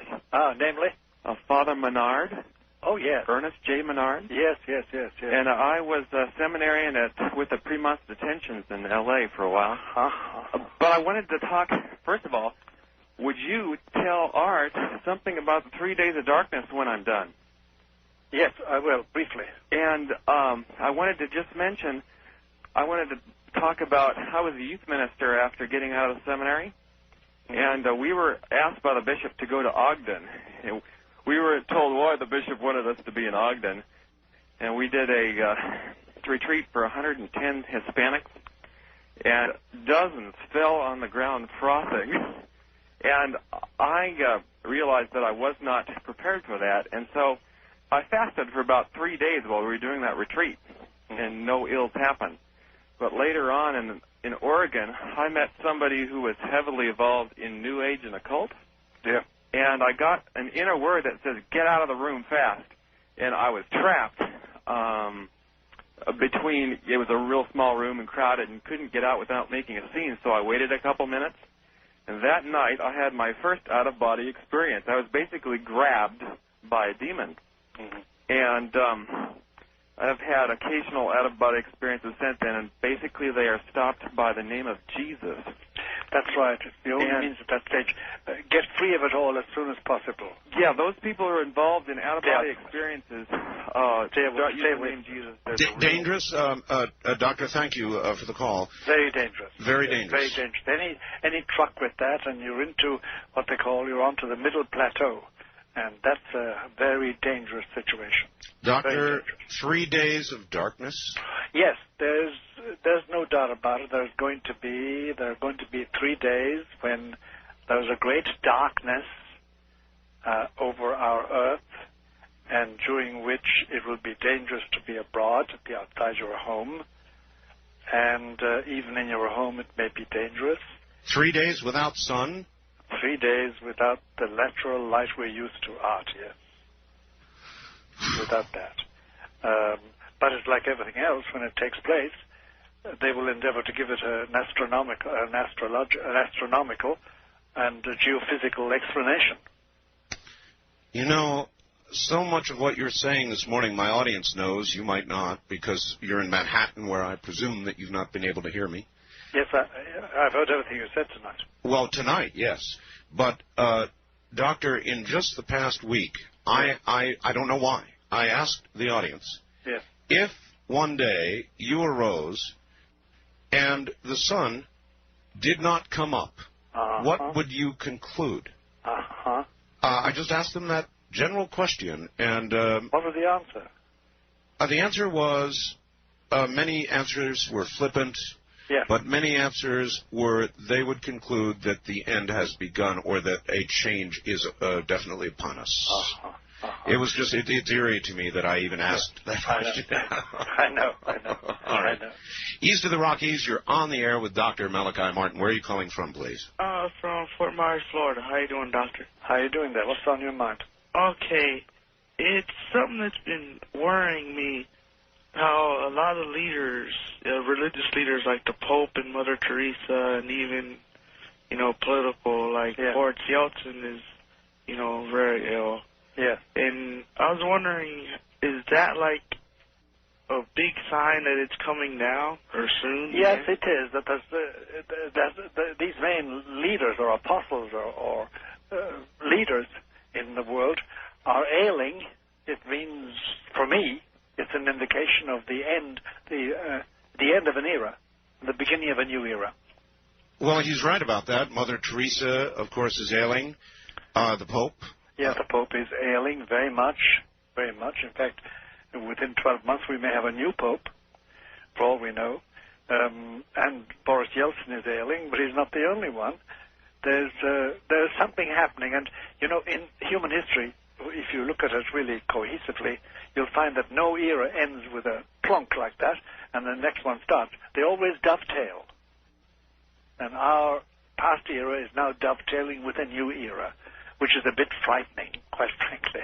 Many things are beginning to happen. Volcanoes erupting, the ozone thinning. That's right. Animals beginning to mutate. It seems like all of this is increasing in its occurrence, increasing rapidly. It is, and you know, Jesus said about his own generation, he said, this generation, he said, can tell me in the evening what tomorrow is going to be like. It reads the signs of the weather, but it cannot read the signs of the times. And we are like that. We don't read the signs of the times very well. All right. West of the Rockies, you're on the air with Dr. Malachi Martin. Hi.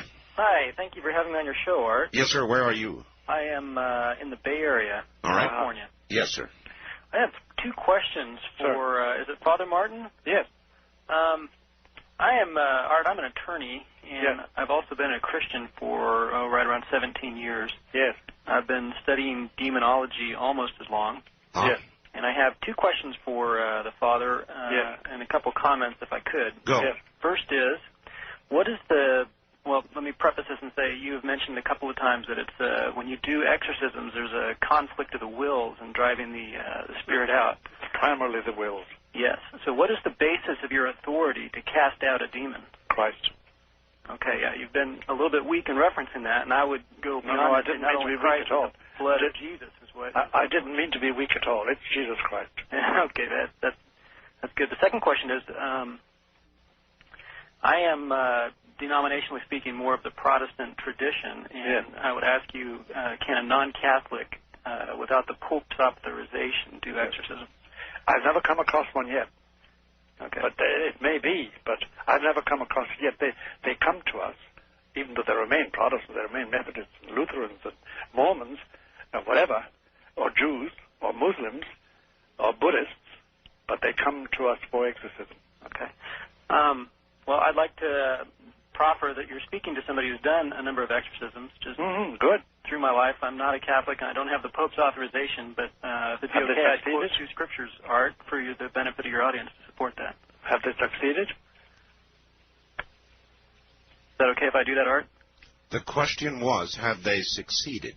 Oh, yes. Yes, I ministered to a young lady last June. She had multiple nightmares every night. I mean, not just bad dreams, real nightmares. And we went through about 2 to 3 weeks of deliverance sessions and drove out 20-some demons, many of them manifesting and speaking and telling us where they're from. And Doctor, is there a danger to what he is doing? Listen, in my book there is, but if he's protected, he's protected. And you may have some protection, sir, of which I do not know. It must ultimately come from Christ Jesus in my book. That's what I affirm. But if you have that protection, fine and dandy. God bless you. I'll pray for you. Thank you, and Father. Hope you go right ahead. You sound like you can't expel these demons except in His name. That's affirming to hear you say that. I would like to just read two scriptures, Art, that are one of them is one of my favorite verses in this area. Another one that just I would prefer you don't do that. Okay. I thank you for the call, sir. But it is possible then, Doctor, that somebody, a layperson, could successfully do an exorcism? That's right. He must therefore have been granted the authority of Christ Jesus. He must have been. And that's not impossible.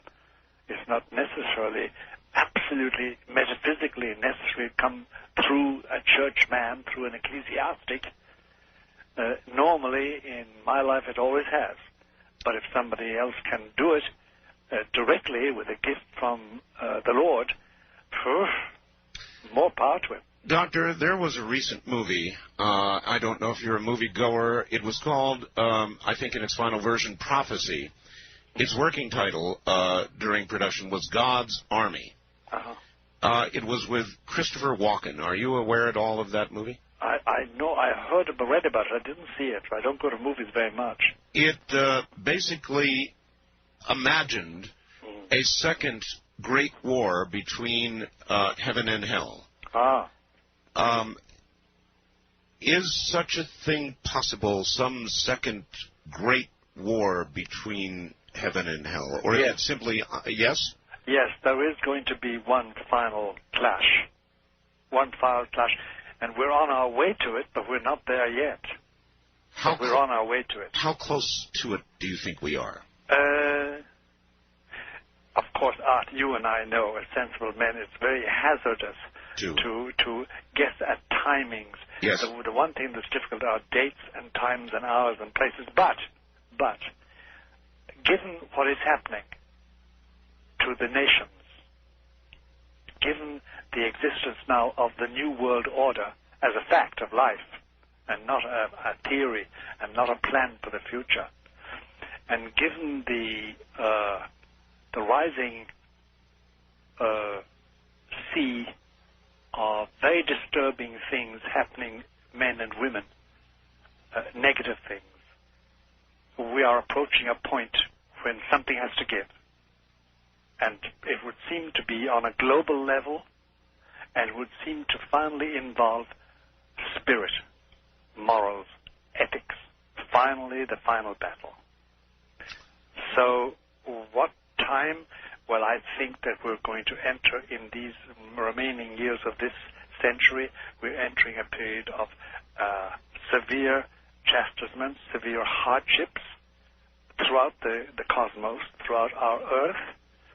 And I think that into the new century, the 21st century, we're heading for a lot of confrontations and ending up in a short time with that final battle. Doctor, with changes, earth changes, with things that will occur, it seems so unfair because when these changes begin, clearly those in third world nations, underdeveloped nations, will suffer and die at a disproportionate rate. I do not know that, Art, for sure. I think that where things will be really bad will be in our overcrowded western cities, our big cities, say Mexico City with 30 million, yes, or Atlanta, or Los Angeles, or New York, or Chicago, the big urban settlements. I think there's where the real suffering will take place. Now, I think that the people living in Patagonia, the people living in Tasmania, the natives, as we call them, we're natives too, but we always refer to the others as the natives. Yes. With our post-colonial mind, we still say that, Art, and I remember always making my British friends uncomfortable by referring to them as native British, but there was no such thing as native British here. Only the natives were only in Africa, for the British, at that time anyway. But the suffering may be more intense in what we call civilization. Maybe much more intense, because we are more dependent. I mean, look, think what would happen to New York if the water supply is cut off and the electricity and the gas. Oh, yes. Oh, that's obvious, very clear. What has been your toughest, your hardest exorcism as you look back? It was in the Bronx, New York, in 1983. And it was a young priest. A young priest? Yeah. Who was possessed. And it was long drawn out. It was bloody and disgusting and took a heavy toll on everybody involved. Can you tell us the manner of the possession? How would a priest be possessed? Was he himself doing an exorcism? No. He yielded piece by piece by piece, because it's never sudden. It's never sudden. It's just a little bit here and a little bit there, and he yielded to temptation. It wasn't sexual temptation either. It was pride and arrogance.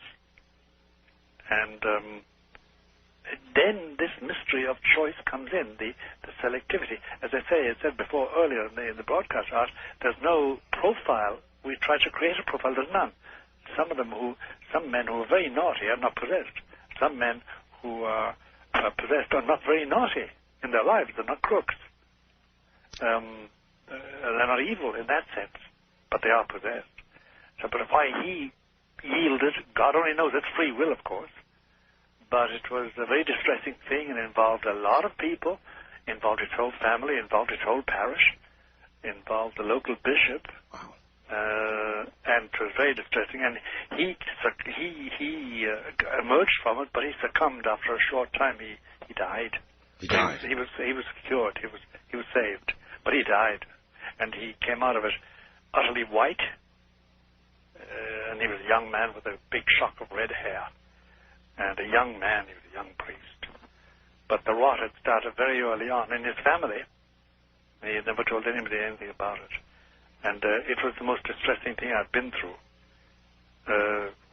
It really was the most distressing one. How did you come out of it? I came out of it with a little bit of me dead, quite frankly. Something I can't get back until eternity when God rewards me, I hope.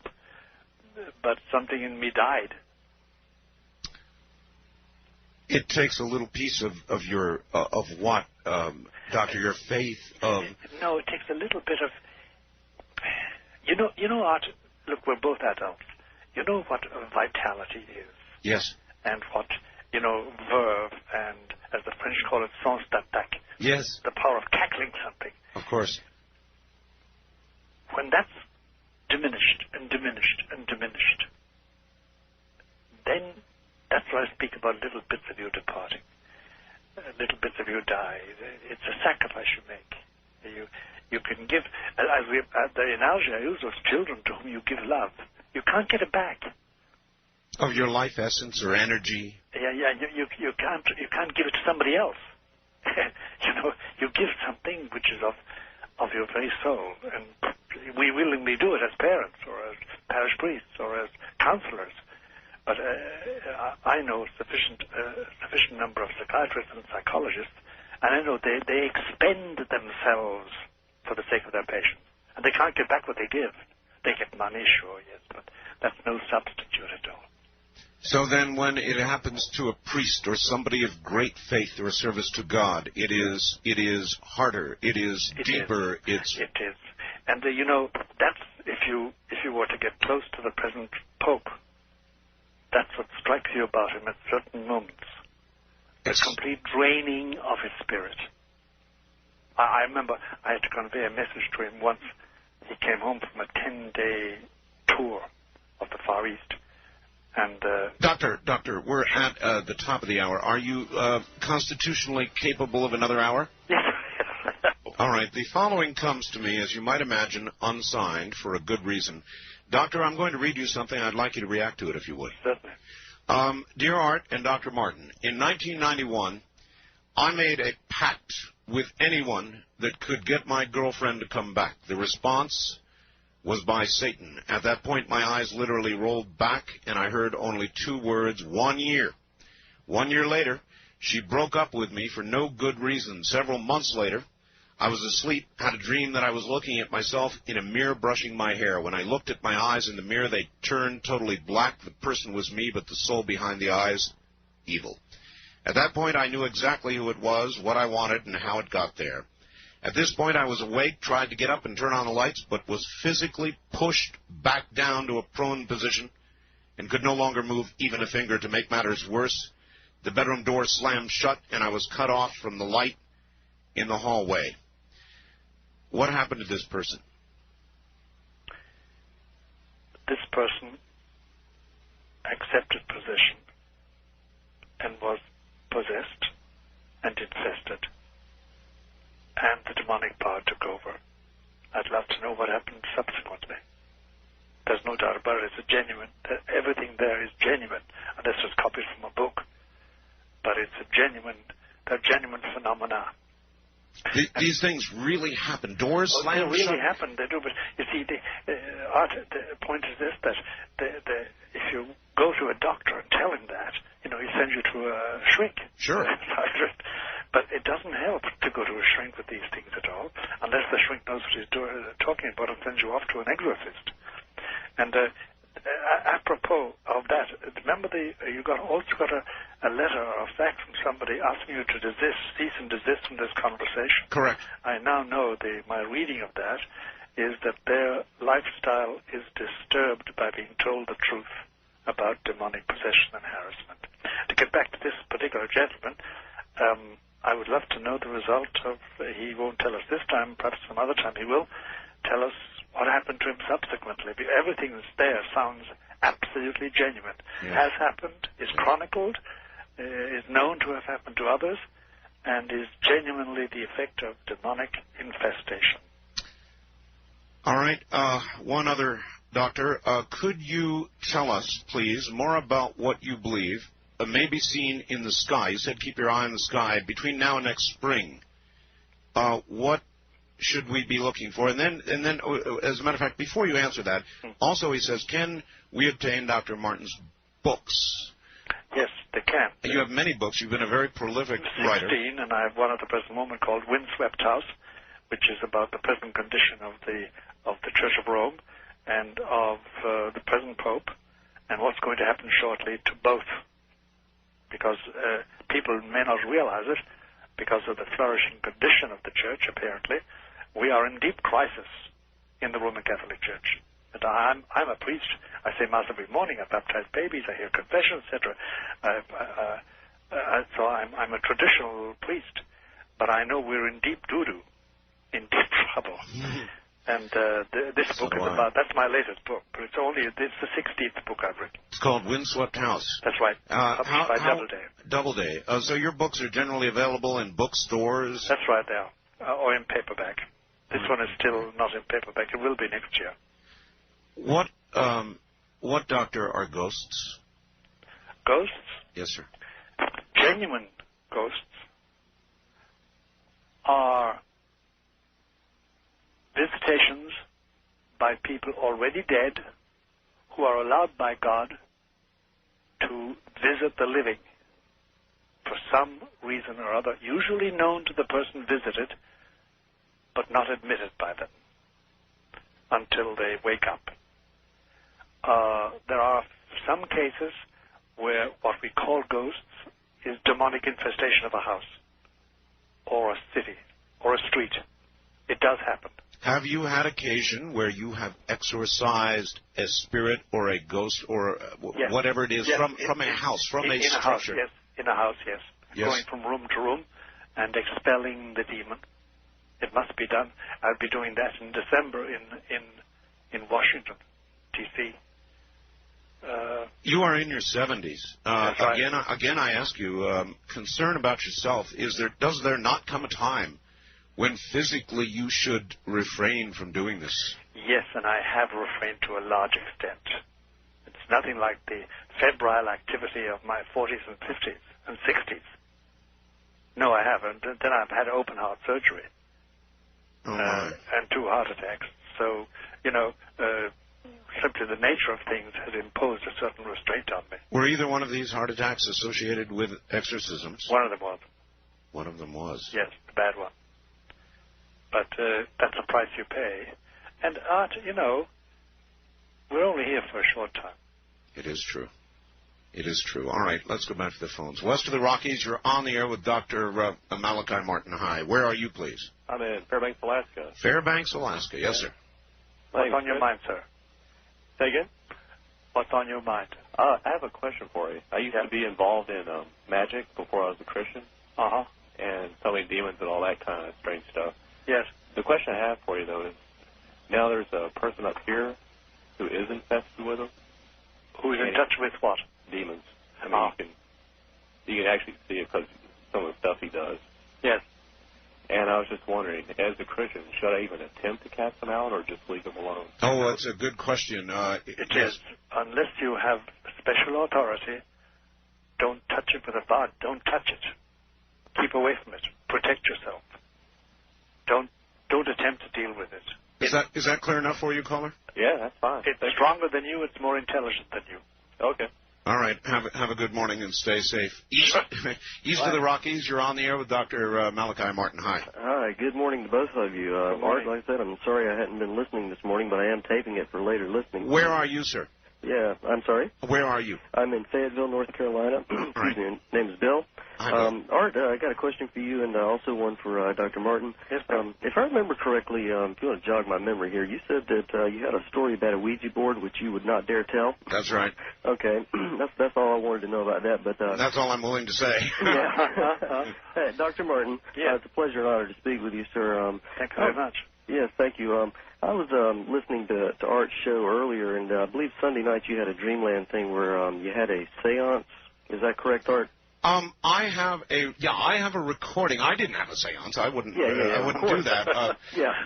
But I had somebody on who had conducted a seance, and in the course of that, there was the sound of babies crying. Yeah. And I played that on the air. Yes, indeed. Yeah, I recall, I believe a woman called in and said she heard a female voice in the background as well. Yes. But nonetheless, Dr. Martin, my question for you is just very simply, what is the role of a seance in the act of demonic possession? And The role of the seance is chiefly this. It lays you open to invasion.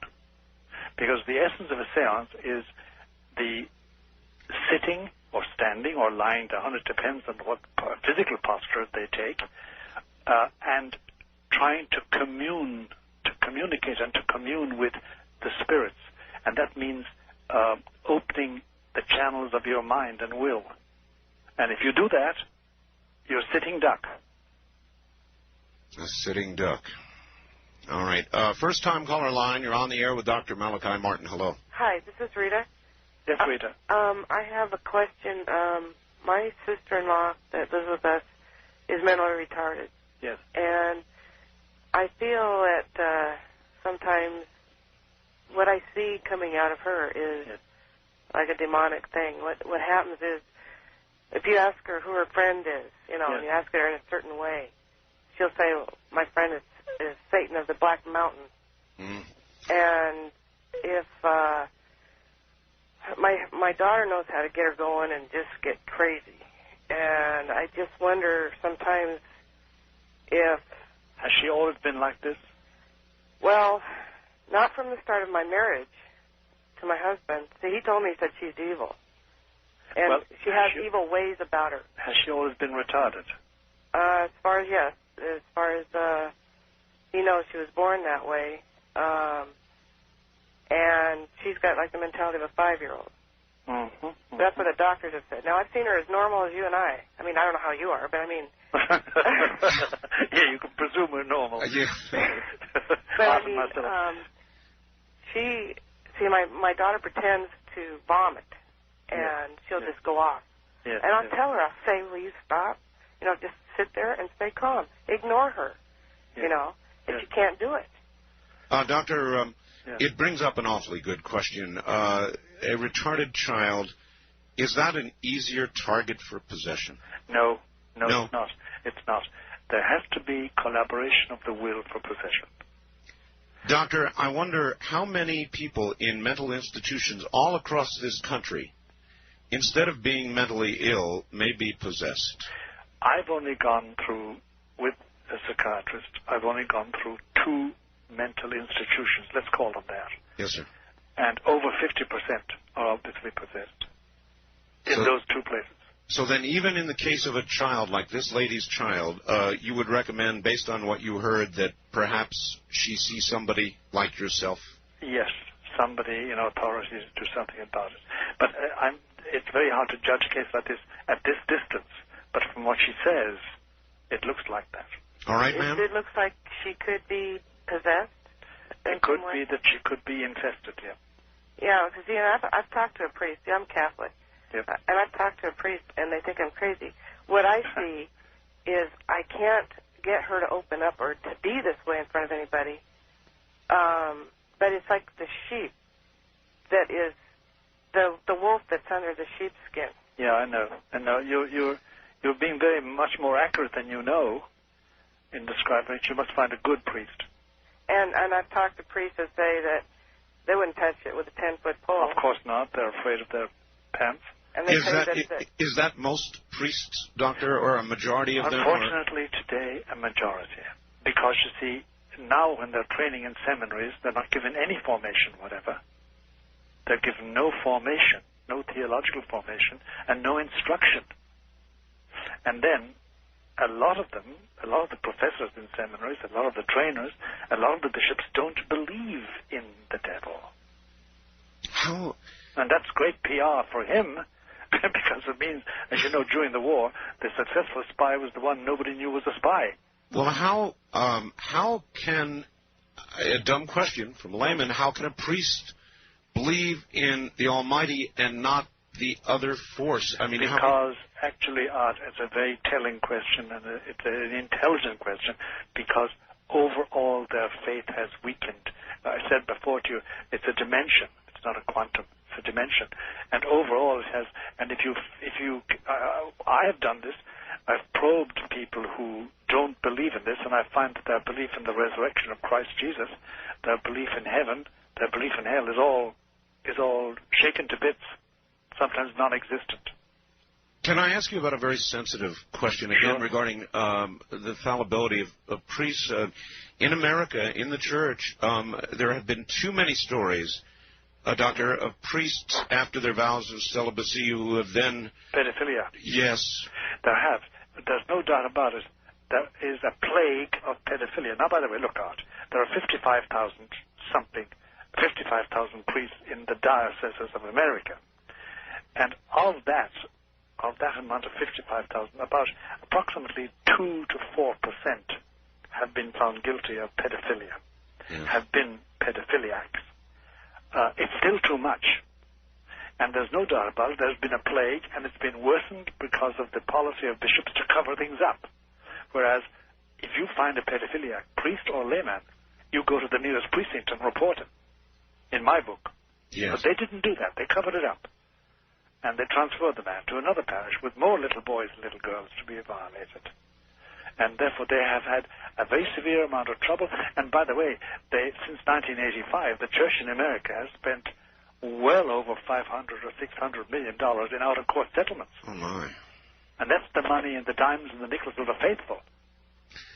Is it, Doctor, because of the church's attitude about it? In other words, they feel that there's been a breach of faith and they want to work on that breach of faith instead of letting it become a civil matter? Or is it just a plain old cover-up? No, Art, it's more complicated than that. There isn't a network of homosexual priests. We know that now. Unfortunately, there is a network, and they cover for each other. So that's a complicating factor. It's not a wide network, but it does exist, number one. Number two, as you know, for any ecclesiastic in the Catholic Church, there are only two evils, bankruptcy or moral scandal. Yes. They're the two things they're afraid of. Yes. They're not afraid of anything else.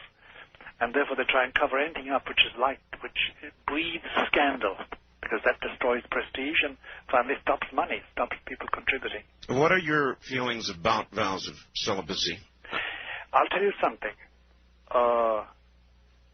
My experience is as follows, whether as a chaplain in the U.S. Air Force, which I was, or as a parish priest, which I have functioned as, and as a priest now dealing with people, there's no doubt about it that a priest who is a celibate, a real celibate, not just a eunuch, a real celibate, yes. Many who take the vow of celibacy are really eunuchs. Somebody has put a chastity belt on them and thrown away the key, and they're looking for the key. And sometimes they find it to be rude and lewd about it. But genuine celibacy makes you so specialized that people can confide in you. Yes. And they know you belong to them and them alone. And they know you're not going home at night to your wife. And there's nothing wrong with that. But you're not sharing anything with anybody. Your heart belongs to Christ as a celibate, if you're truly a celibate. But celibacy is it's a gift, by the way. And it's a rare thing, the practice of celibacy. There are a lot of celibates who take that vow. But the practice of celibacy does make a man very special, because he's uniquely devoted. And by the way, I don't know if you've found this out, but the biggest psychiatrists I know, the biggest surgeons, they're practically celibate. Yes. They really are. But there's a price, and that... there's a huge price. There's no doubt about it. And if that's where pure, good celibacy comes in. If you are really a celibate, you don't dry up like a fig and become hard and emotionless and insensitive to human feeling. Do you understand me? Yes. It's such a difficult thing to attain. But if you do attain it, boy, people find it so useful, so practical, so helpful. And some of those who don't end up perhaps as pedophiles or other... That's right. And as abrasive characters, because they're frustrated beyond belief. All right. I'm sort of sorting through the faxes and questions that I'm getting. Dr. Martin, yes. Another one I want you to listen to here. Sure. Dr. Martin, I went to Brophy College Prep in Phoenix, the premier Jesuit high school in Arizona. Yes. Since I've left there, I've been tormented by a will that is other than my own. I've been forced to commit acts that I would never have dreamed possible myself. I have no control over them. I want to do otherwise, but I can't stop. I feel I've been violated spiritually. I've had my mind and will taken over by other spirits. I know I have felt a force in me driving me to do other than I want to do. I am not a Jesuit. I am more or less of the new spirituality that's out there. I feel I have been tormented by demons and have been possessed. I need to know how I can stop it. I want to have faith, but I'm scared. I believe each individual holds God within himself, but I'm so afraid of losing control to these others again that I can't hold any faith at all. What can I do? Go to the local priest and bishop and get an exorcist. An exorcist? Get an exorcist. Yes. How hard are they to find today? Not so difficult. In certain places they don't exist, but in other places they do. And the first place to go to is the diocesan chancery or the local parish priest. All right, good advice. Mr. Bell, this is Catherine from the Gulf Coast area of Texas. Would you please ask Father Martin this question?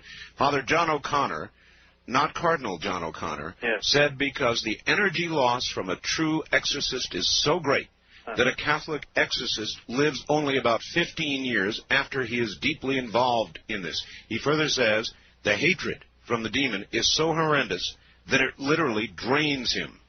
Yes? Yes. But there are exceptions to the 15-year rule. You must be one of them. Yes, I am. How do you feel? Why do you feel that you have been so blessed? I don't know, Art. I just don't know. I take it as it comes. I didn't expect to live this long. I really didn't. Surprised, huh? Surprised is right. If you had told me that one day would be 76, I would have horse-laughed. Horse-laughed. Yeah. I would like to ask you about something we've dealt with on this program several times. I know your background is in archaeology. That's right. So therefore, there have been many who have speculated and talked and thought about the pyramids, the Sphinx at Giza in Egypt. Yes. Yes. There is some work going on that may result in the opening of some secret passages below the Sphinx. Yes, I've read about this. I'm not au courant with it. I don't know how far they've got. I don't know really what's being done, but I know there's something being done of that nature. Would you be surprised if there is something very ancient found there? No. See, the soil of Egypt and of Palestine in general preserves things because it's dry. And I'm convinced that one of these days we're going to find the most extraordinary things, like, for instance, a copy of the Bible coming from pre-exilic times, that is before the Babylonian captivity. That's about 580 BC, which would be tremendous to find. And if we did, what would you imagine might be within that would cast doubt on much of what we believe? It wouldn't. It would confirm. It would confirm. It would confirm, because I'm certain that we have a proper tradition, but it would be lovely to have a manuscript from that time, from the time of Isaiah. Do you believe that the Ark of the Covenant will be found? Personally, I do, but I have no objective scientific grounds for saying so. I think it will be found. Well, as you know, this new tunnel, archaeological tunnel that has just been reopened again. Yes, caused all the trouble. Yes, many believe that the Ark of the Covenant is close. It may well be. As I say, I have a feeling that we will find the Ark of the Covenant, that God will allow us to find it. But I I have no archaeological reason for saying that. All right, one more, and then we'll go back to the phones. Joseph in Seattle wants to know, do you have any comment about the numerous sightings and encounters of and with what are being called extraterrestrial beings and their relationship, if any, with demons, angels, and the quickening process? The only comment I would make is that some of the so-called or so-defined sightings of extraterrestrials sounds like demonic activity, but I have never examined the thing closely and scientifically and professionally, so I don't know. But some of it sounds very like demonic activity and nothing to do with extraterrestrial beings, if such things exist. Do you rule out the possibility of extraterrestrial beings? No, I do not. We just don't know. Would the existence of them in any way shake your faith? No, it would not. Not the slightest way. It would expand my consciousness. For instance, when Columbus discovered America, in that sense discovered America, it was a mind-opener for the Europeans. Certainly was. It was a mind-opener. I mean, it revolutionized the whole of Europe and the whole of the world. And they found it impossible to believe it in the beginning, because they believed there were two-headed men and giants and misshapen creatures outside Europe. They didn't know anything better. Then they suddenly found out that there were generations of people living outside of Europe that had lived and died for hundreds and hundreds of years. So revolutionized, and they didn't lose their faith. On the contrary, they expanded it. I have an inkling, I don't know, but from the data so far assembled, I've a feeling that there's no extraterrestrial life within our galaxy. That may well be. I think it's outside our galaxy. That may well be. But that's only my own assessment. Yes, sir. I'm not an astronomer. First-time caller line, you're on the air with Dr. Malachi Martin. Hi. Hello, Dr. Martin. Yes. Yes, about 5 years ago, I had in a weak moment, yes, I had a suicide attempt. Yes. It seemed like there were forces in the house that saved me. Uh-huh. Okay. Where are you, sir?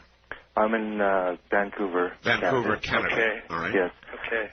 Now, about 6 months before that, we were doing a bunch of, not Ouija, but the same sort of thing in the house. Yes. And it seemed as though there were forces. Yes. And it seemed as though I was saved. But I've had nothing but bad luck since this time. Can you tell me... Well, if you have dabbled in the Ouija board seriously, and if you've dabbled in any... It's occult, there's no doubt about that. You're dealing with occult forces. Then you may have some attachments to you that you don't like, spiritual attachments in your spirit, and you want to get rid of them. Yes. And you want to get a good priest who can get rid of them for you. It's very hard to get rid of them yourself, but a good priest can do that. I'm not a Catholic or... That doesn't matter. It doesn't matter? It doesn't matter. You're a human being. All right. You were redeemed by Christ, whether you like it or not, whether you believe it or not.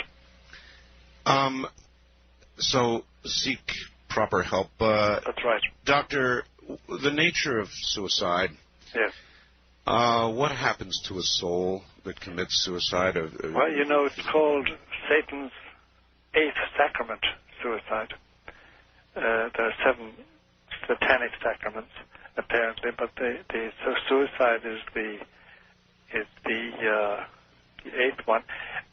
What happens is briefly this, that by my own hand, I cut myself off from leading a life according to God's will, who is the master of life and of death. And by doing that, I violate a fundamental commandment of His, which is do not kill yourself. It's a fundamental law in my nature. And I thereby enter to the gray area where I can never see the light again. I can never be with God. I can never have happiness. And I suffer the torment of being separated from the one thing that would have made me happy, would have made me, beatified me forever, God and His beauty and His truth and His heaven. What about those people that suffer physical maladies that are terminal and horrible and simply... I know. And simply want out. And I've thought about this and talked about it on the radio as a talk host over many years, and my position was always sort of, whose life is it anyway? I'll be in control of my own life. Nobody will tell me what to do. My wife told me, Doctor, don't do it. Even if you're suffering, you are meant to go through this, and if you don't go through it, something terrible is going to happen. So, and those words have rung in my ears for years. I know, and they ring in my ears, not that you said them, and I won't forget them. They've been said to me on other occasions by other people for other reasons, for the same reasons. I don't know. I really don't know, Art, in the whole of human history that I have read and talked about and inquired into, I don't know of any explanation justifying human suffering except the sufferings of Jesus Christ on His cross. If I can identify with His sufferings, in spite of my cancer, in spite of my arthritis, in spite of my AIDS, if I have these things, if I can identify with His sufferings, I can merit a greater place in heaven. I can merit a greater closeness to God. And I know in my soul what I want is God's beauty and truth. So then to avoid it by taking your own life is to exclude yourself from His company. That's right. That's right. Now, I do not exclude at all, Art. I must tell you this much. I do not exclude that, for instance, if I proceed to take cyanide or something, some suicidal act, I do not exclude that before I die, God can touch my heart and make me repent of it, even though I can't undo what I've done. In other words, redemption always possible even in the last second. But yes, I don't exclude God's mercy, but you're running a terrible risk.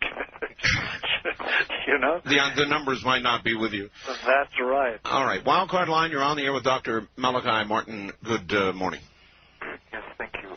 Where are you, sir? I'm calling from California. All right. Yeah, okay. But, thank you for the opportunity to speak with Dr. Malachi. I had a couple of questions. But first, I was very concerned about something that you said. You had stated that something about the draining of your spirit. Yes, that's right. I didn't really understand. All right.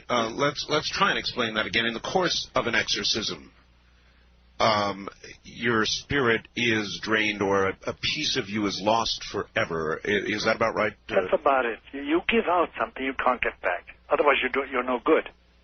You're not effective. It's like the love you give your child, or your wife, or your husband, or your country, or a cause. If you really give love, you don't get it back. Does that help you, caller?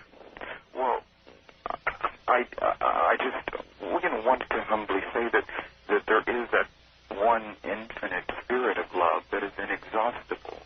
That's right. That's right. But but the question that I had,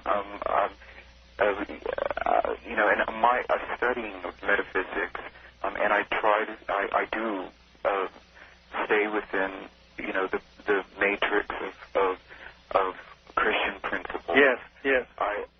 But I come to realize that throughout Christendom that there is much phenomena to be studied.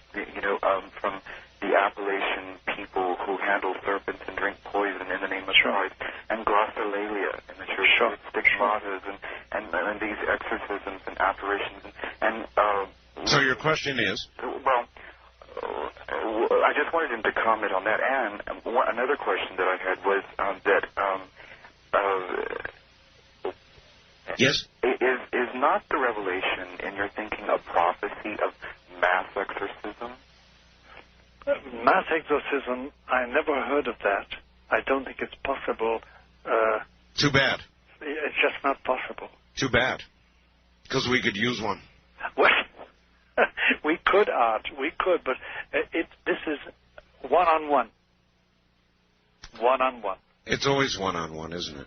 It is finally one-on-one.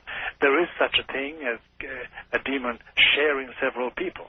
And you can get rid of that demon and exclude that, but it's not a mass exorcism. You're still concentrating on one damn spirit. East of the Rockies, you're on the air with Dr. Malachi Martin. Hello. Yes, this is Thomas in Madison, Wisconsin. Yes, sir. Yes, Thomas. It's an honor to speak to you, Father Martin. Thank you very much for saying that. Yes, I just finished reading your book, Hostage to the Devil. Uh-huh. And I thought it was one of the best books I've ever read. It was fascinating. And in one of the chapters, you spoke about a professor who was one of the leaders in parapsychic development and astral travel. That's right. And I was wondering if that has any connection with what is widely known now as remote viewing. Yes, it has. And if there's any demonic possession related to remote viewing. Yes, there is. There is the demonic possession related to it. In the process of doing what these remote viewers do, and it is very interesting, Doctor, because there was a Nightline program. Yes. And it turns out our own government, for 20 years, has been involved in remote viewing. Oh, yes. Oh, yes. What is a person doing when they remote view? It's not exactly an out of body, or is it out of body? And they are subject then to all kinds of things, as you are when you open other doors with Ouija boards or whatever. I'll tell you what it is, Art. Really, what is at stake, and it's very volatile. It's like nitroglycerin for the soul. It's this: there are latent powers in us all. Yes. I believe that. The Nazis in the death camps, seeking to develop the perfect mind control, developed means, they found means of developing these latent powers. When we conquered Germany, we imported not merely physical scientists, rocket scientists like von Braun and the others. Right. We also imported the doctors who had gone in for mind control. And some of those mind control methods were used in the special forces of the USA. And they have found that in certain cases they produce the very traits that you find in possessed people. But it does give remote viewing, makes it a reality, and remote action a reality. And the Soviets in their day and the Nazis went much further than we ever went. We learned from them. But it's highly dangerous because you probably heard me say, and it went by your ear, Art, and I didn't emphasize it, I spoke about the middle plateau. The middle plateau. I mentioned that once. That middle plateau is the plateau on which evil spirits work. And they use every paranormal power that they can, that's latent in human beings and can be evinced, can be used. And it's very dangerous and volatile. It's the nitroglycerin of the soul. It can blow it up. And it's a very dangerous thing because you let loose something amongst human beings as a group that's destructive in the extreme and completely immoral. There's no ethic, there's no moral, there's no rule at all. No, I believe that as well. But it is real, isn't it? Oh, gee whiz. It's real. That's the difficulty about it. It is real. And I know people who teach it. So do I. Yeah. But no, not for me. Thank you very much. I'm a coward. I run. I really do, Art. I have nothing to do with it. And I want to stay with the devils or with the angels. You know, circling back, I can't get it out of my mind. There are these people who have comfortably made a deal and are living with this deal. Oh, yes, and they expect to go home to Satan. Oh, yes. Are there more and more of these people? You see them, you know them? More and more. There are more and more appearing to be there, anyway. And it's very hard to get away from the impression that there are more disciples than there ever were before of Lucifer. Lucifer in particular, not so much Satan, Lucifer. Listen, Doctor, we are at the end of another hour. Okay. Are you willing to stay for the final? All right, back now to Dr. Malachi Martin, who is my guest. Doctor, a couple quick questions before we go back to the phones. Yes. Doctor, was that movie, The Exorcist, based on a real case? I meant to ask you that. Yes, it was. It was. It was based on a real case, but it was highly Hollywoodized. Do you understand me? Yes. Because the reality was very different. It was a landmark case, actually, way back in the 1950s. And it was a genuine possession case of a young boy. They made it into a girl, the Exorcist movie itself. Yes. But it was a landmark case and was written up only 2 years ago with the actual theme, the actual history itself, published by Thomas Allen. And he just simply wrote it up as a reporter. It's fascinating stuff. I believe it was in the St. Louis area, wasn't it? That's right, it was. It was. And the actual telling of this thing, the history of it, is much more fascinating than the book. It's much more fascinating. It's an amazing thing. But it was a landmark case. Was there a loose connection to the real case? Yes, there was. There was a loose connection, but it's very loose altogether. Nevertheless, I shall never forget the end of that movie. You mentioned there was a case of somebody going out a window. That's right. There was. Where was that? That was in Washington, D.C. Resulted in a death? Yeah. It is equivalent to defenestration. Doctor, there was another movie that I saw once called The Seventh Sign. I never saw that one. No, it doesn't matter. It talked in the movie about the Gulf, the place from which souls come, new souls imparted to new human beings born. And it theorized that one day that Gulf became empty, and there were no more souls, and it began the end of all. Is there an endless supply of souls? Well, put it like this. God can go on creating souls as much as he likes. In that sense, there's an endless supply. But they're not just hanging around someplace, like in cold storage, waiting for bodies. You know, that's a bit of fancy. Yes, no doubt. It's a bit of fancy. All right, well, this following is not fancy. It's awfully serious. We're drawing a lot of serious comments, and I'm going to read this to you and get your reaction. Sure. Dr. Martin, I've recently been fighting suicide. Yes. I was at a point where I gave up on life because of my sexuality. Yes. I'm gay. I've known that for a long time and have never wanted to be that way. Yes. I once gave up and came close to suicide and tried to invite forces toward me that would help me attain the goal. Yes. Now, however, I don't want to die, but I find myself being compelled to this route very often. I feel something is pulling me to kill myself. How do I deal with it? I know the Catholic Church condemns homosexuality, but am I really as evil as these forces that are driving me to kill myself? How do I overcome it? The answer is that you are not as evil as these forces would have you believe. And the persuasion that you are evil is merely a means of getting you to despair and say, what's the point? Let me kill myself. You need a good confessor. You need a good advisor, as well as perhaps some therapy. But therapy won't cure this.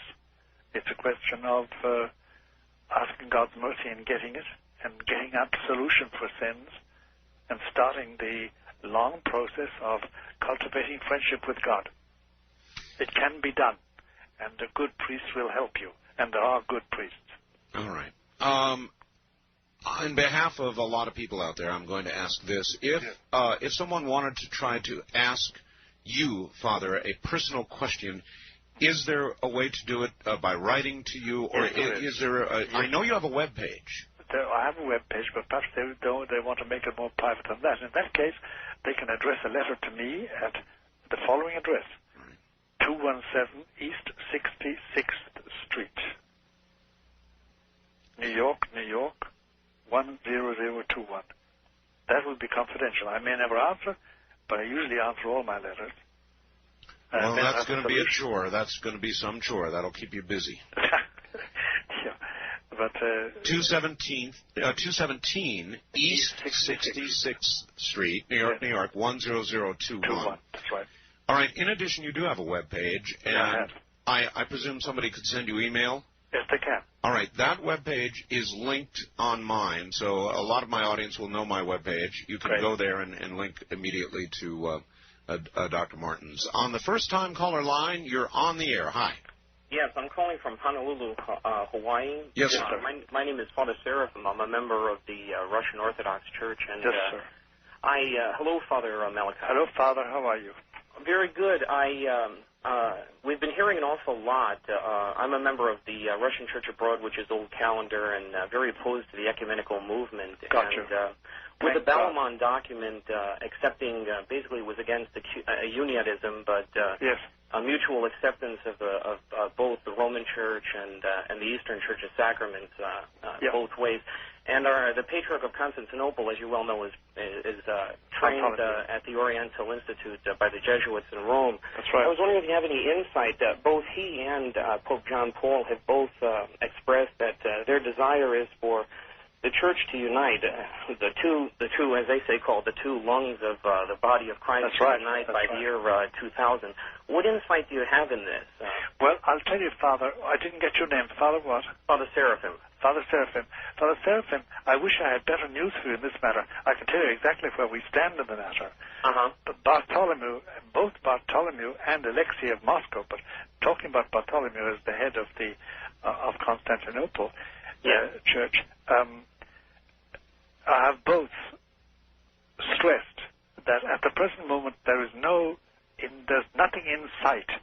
There's no union in sight for the simple reason that basic questions are so outstanding that unless there was a miracle overnight, we have no solution to the problem of jurisdiction. There's great goodwill, there's no doubt about that, and I expect, Father 𝗟𝗓𝗏𝗏, that within a few years we will have general permission to communicate each other. I think we will have. De facto, at the present moment, there are Greek Orthodox that share Catholic communion and Catholics that share Greek Orthodox communion. Correct. With the connivance and the agreement of local priests and local bishops too. Right. But that should be done, though, officially by the heads of Orthodoxy and the head of the Roman Catholic Church. We are pretty far from that. I think, between you and me, Father 𝗟𝗓𝗏𝗏, I'd rather be realistic about it.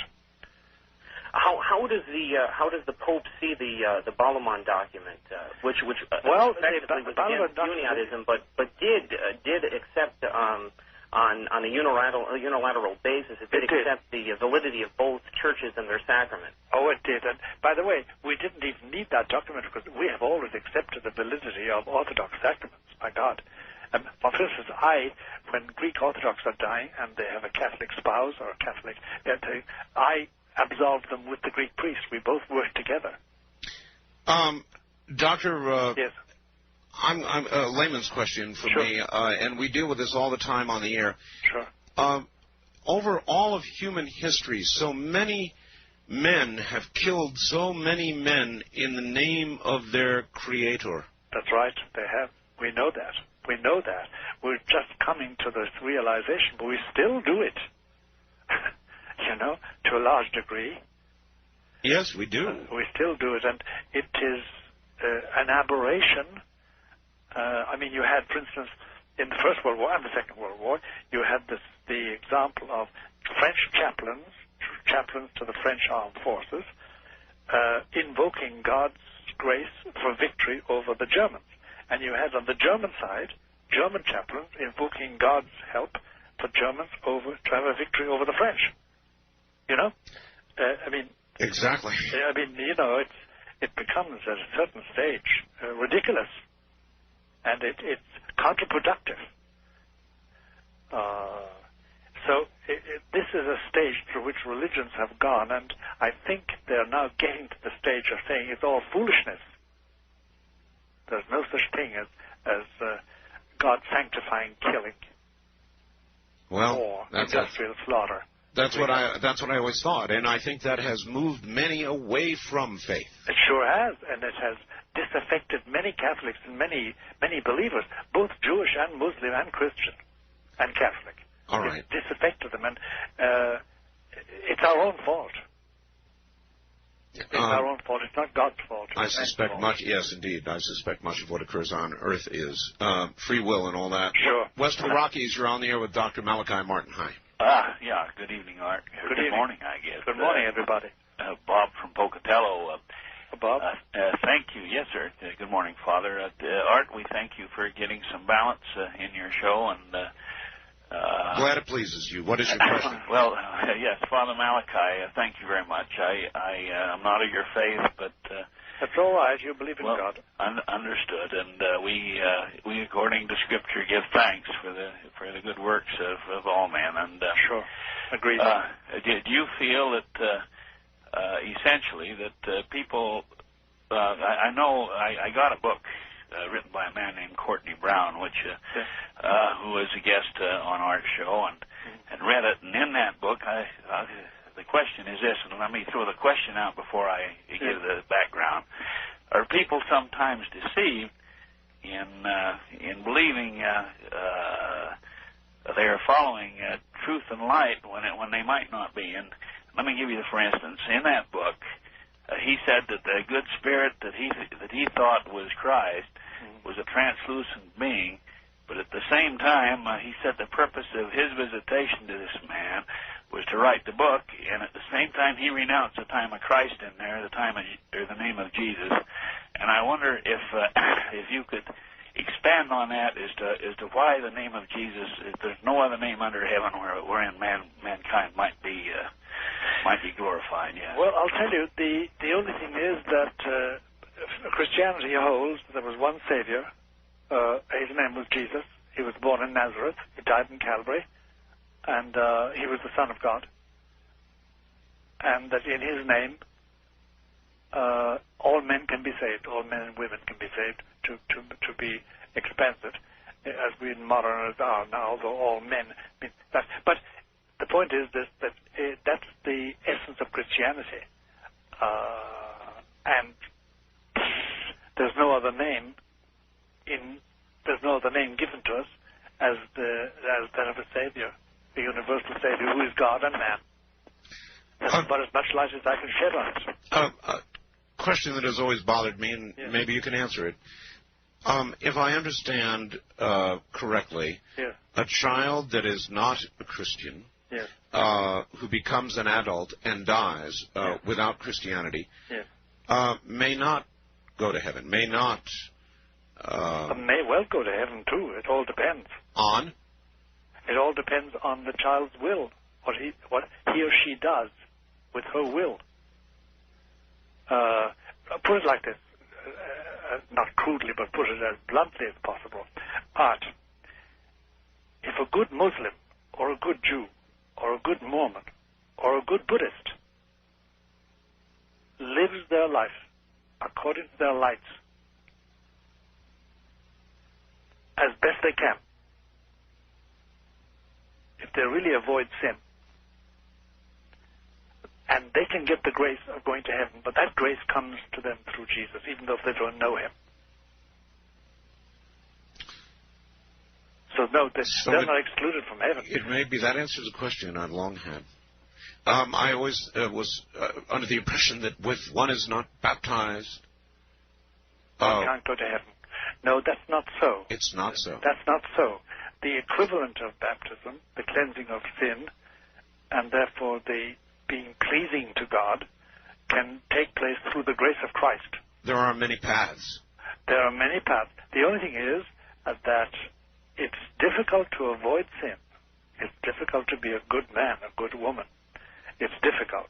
The grace of God is necessary. And how many men and women achieve that, God only knows. But they're not excluded from heaven just by not being Christians. They can get the grace of Christ by living their lives as they should. All right. That's a good answer. East of the Rockies, you're on the air with Dr. Malachi Martin. Hello. Good morning, Art and Father Martin. Good morning, sir. First of all, I'd like to say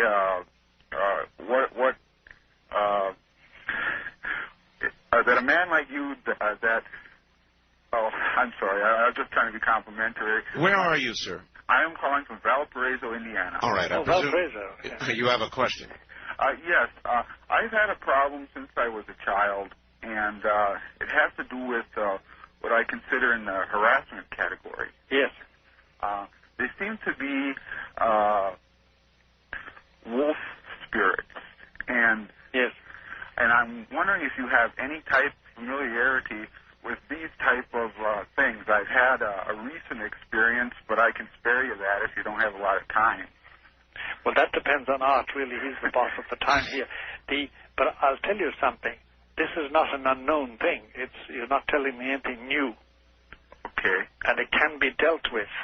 A wolf spirit. What does that mean, Doctor? Well, it means that some demon is taking the form of a wolf. That's all it means. Is that all that it means? Oh, yes.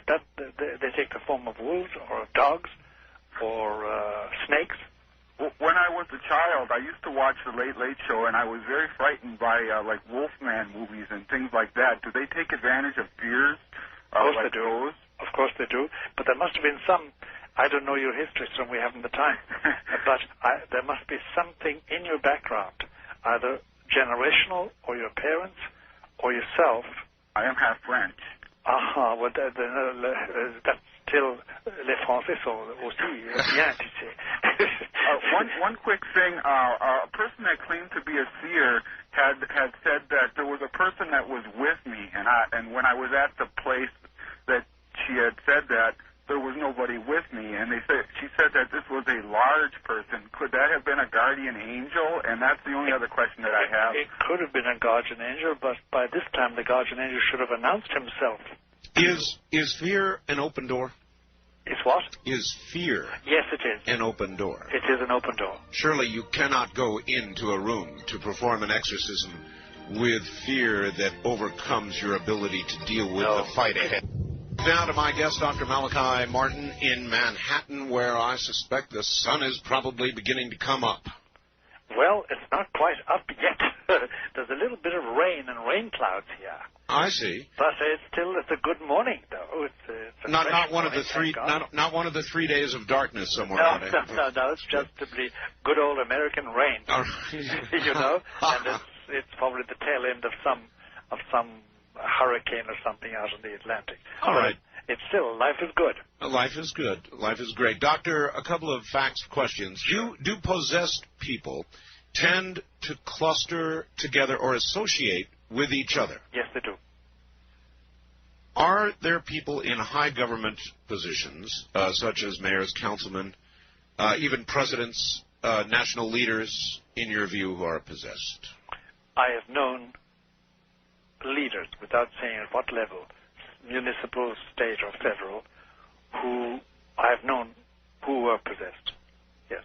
I don't say which country even, but yes, certainly. Are there things, Father, that in the course of a exorcism have occurred that you would not ever talk about publicly? Yes, there are. There are. Things connected with somebody's personal shame, things that are very derogatory to a country or a race, and then a third category of things which are forms of blasphemy that hurt you to know. That hurt you to know? Even to know it hurts you, yeah. I understand. Yeah, it hurts you to know it, so I just know. I wouldn't tell anybody. First-time caller line, you're on the air with Dr. Martin. Hello. Yes, hello. Where are you, please? From Tahunga, Reverie, California. Yes. Okay. Good morning, Doctor. Good morning, Art. Yes. Good morning to the world, really. That's right. I'm wondering whether or not a person can be possessed. First part of this question, and not have any fear. Does that mean it's a complete... Not of any fear. Not of any fear of what? Of anything. Of virtually feeling that that from the earliest days of my recollection of my walk onto one side of the hill or the other has allowed me to experience something that I've always had a notion that may be playing with the dark side. Yes. But I wonder if it's possible to have a possession by, as you say, one generation to the next with a spirit or a demon that has to be not considered really that malevolent. Someone more like. Well, you may not consider it so. The question is, can you be possessed and be in effect comfortable with that? Is that your question? Yeah, something like if my family went back to the Borgias. All right. Those who are perfectly possessed are quite comfortable and don't want to change. They're very comfortable. You could have 4 children and love your children.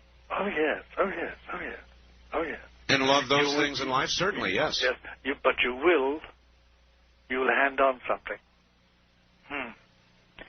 Because, look, my friend, I will probably never have the pleasure of meeting you, but I know this much, that if we were to meet, if you meet anybody, if you have some interchange with anybody, even on the telephone, even by this radio satellite that is linking us now, you modify the person morally. You've modified me already, and I've modified you. And art has modified me, and I've modified you. There's always, we human beings are not machines. We receive indelible impressions from each other, even at a distance. And therefore you influence everybody according to the good or the bad in you. And therefore you can't simply say that I can have 4 children and love them. It says you can, but you're going to give them something that you wouldn't give them if you weren't possessed. You understand exactly what you're being told, don't you, caller? Yes, I do. But doctor, do you sense?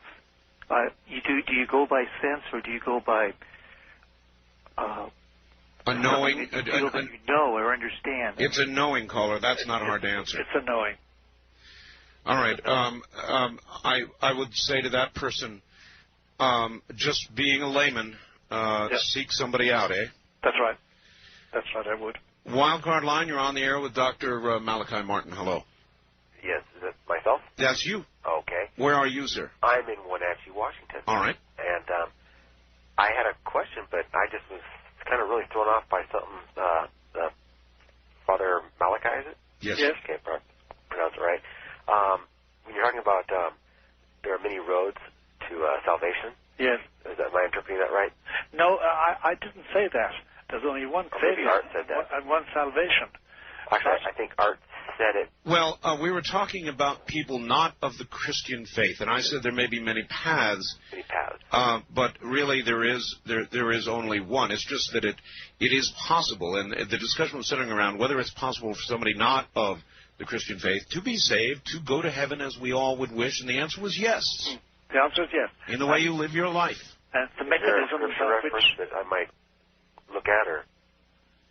I beg your pardon? Are you basing that on a scripture reference? No, I'm not basing it on scripture reference because scripture doesn't contain all the truth I need. Okay. I'm basing it on the teaching of the Church. Of the Catholic Church? Of the Catholic Church, yes. I'm a Catholic priest. Right. I just wanted to clarify that. I was thrown off, and I thought, and if there's something, I mean, I don't mind you believing whatever you want. No problem at all. Well, you should. You should really mind what I believe. I'm really mind what you believe, too. I want you to believe the truth, and you want me to believe the truth. Well, I guess maybe well, whatever. You're not indifferent to my salvation. I'm not indifferent to your salvation. I want you to be saved, and you want me to be saved. Oh, sure. Yeah, because hell's a nasty place.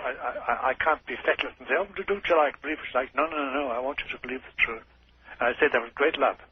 Yeah, I didn't want to mislead anybody. When I said many paths, I meant for many people around the world, it is possible to achieve salvation without formally a Christian. Yeah. Thank you. Yes. East of the Rockies, you're on the air with Dr. Malachi Martin. Hello. Yeah. I can barely hear you, ma'am. Where are you? Wisconsin. Wisconsin, right. Good. Yeah, I was wondering if like if you talk to people about God and they get meaner, what's that mean? All right, if you talk to people about God and they get meaner or they get angry, what does that mean? It does happen, all right. Sometimes it depends on the person, though. Sometimes people may think you're just preaching at them and they get angry. They don't want to be preached at. Others, because they don't believe in God and they've shooed away from it and they don't want to be reminded of it. There can be various reasons why they get mean, and they shouldn't be mean. They should not get mean.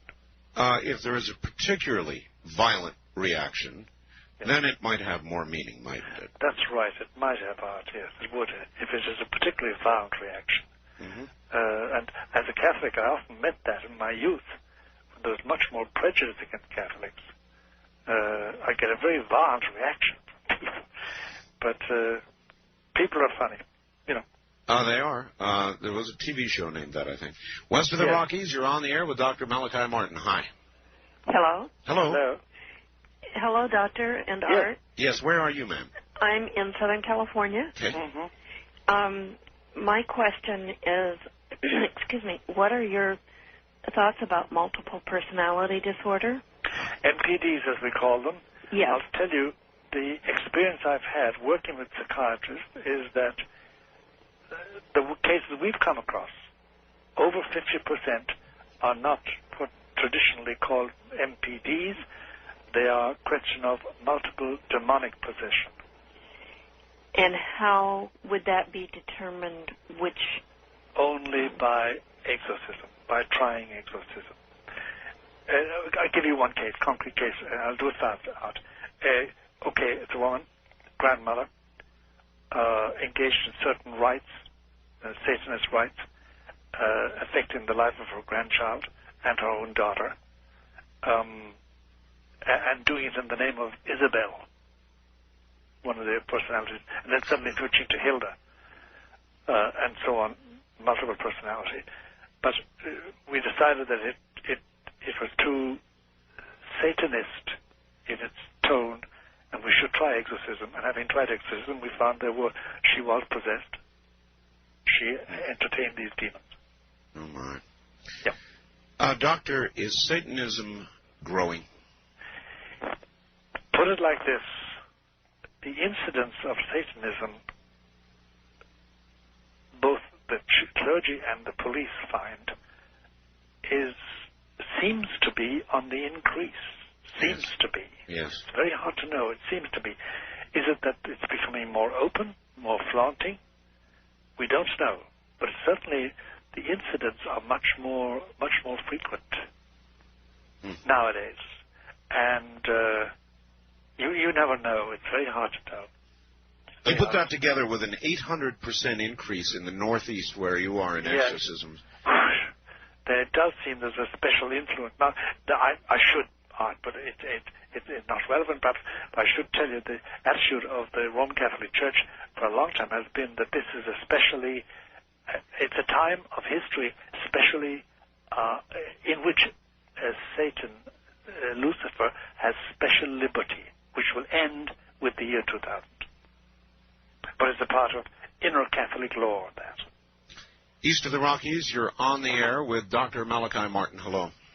Yes, this is Betty in Kansas City. Hello, Betty. Betty. Hi. Doctor, did I not understand you to say earlier in the program that many of the young priests nowadays don't believe in a hell? That's right. You know, I am the wife of a Baptist preacher. Yes. And for years now, my husband and I have had the theory that so many times we hear the love of God preached, but there's no the old-fashioned hellfire and brimstone. I know. That's gone. That's from Catholic pulpit. That's why we're in such trouble today. I know it is. I agree with you, ma'am. Yes. Doctor, it's real, isn't it? It's as real as the nose on your face, Art. And it's not as beautiful as your nose. Just to make a joke to relieve the tension. Because I shouldn't be making physical references, but it's an expression in Ireland, where I grew up. My nose is an open target. Don't worry about it. No, it's like as plain as the nose in your face is a famous phrase in Ireland. They're all saying it. It's as plain as the nose in your face that he. Of course. But yes, it's real. It's real. It's too real for words, and it's very, very off-putting. I don't want to end up there. Well, you know, I haven't read them all, but I've received a lot of, but not a lot, a few angry, very angry faxes. I'm sure you have. I'm sure you have. How dare you, Art, expose the audience to this old-fashioned, put the fear of God in them, hell and fire and brimstone. You know, people very angry. Oh, they are. I know they're very angry. And as I say, my reading of the really angry ones is that this disturbs a way of life. This manifests a weakness. This tells the truth about the way they live, and they don't like that to be reminded of it. Enough said. West of the Rockies, you're on the air with Dr. Malachi Martin. Hello. Good morning, Art. Good morning, sir. Where are you?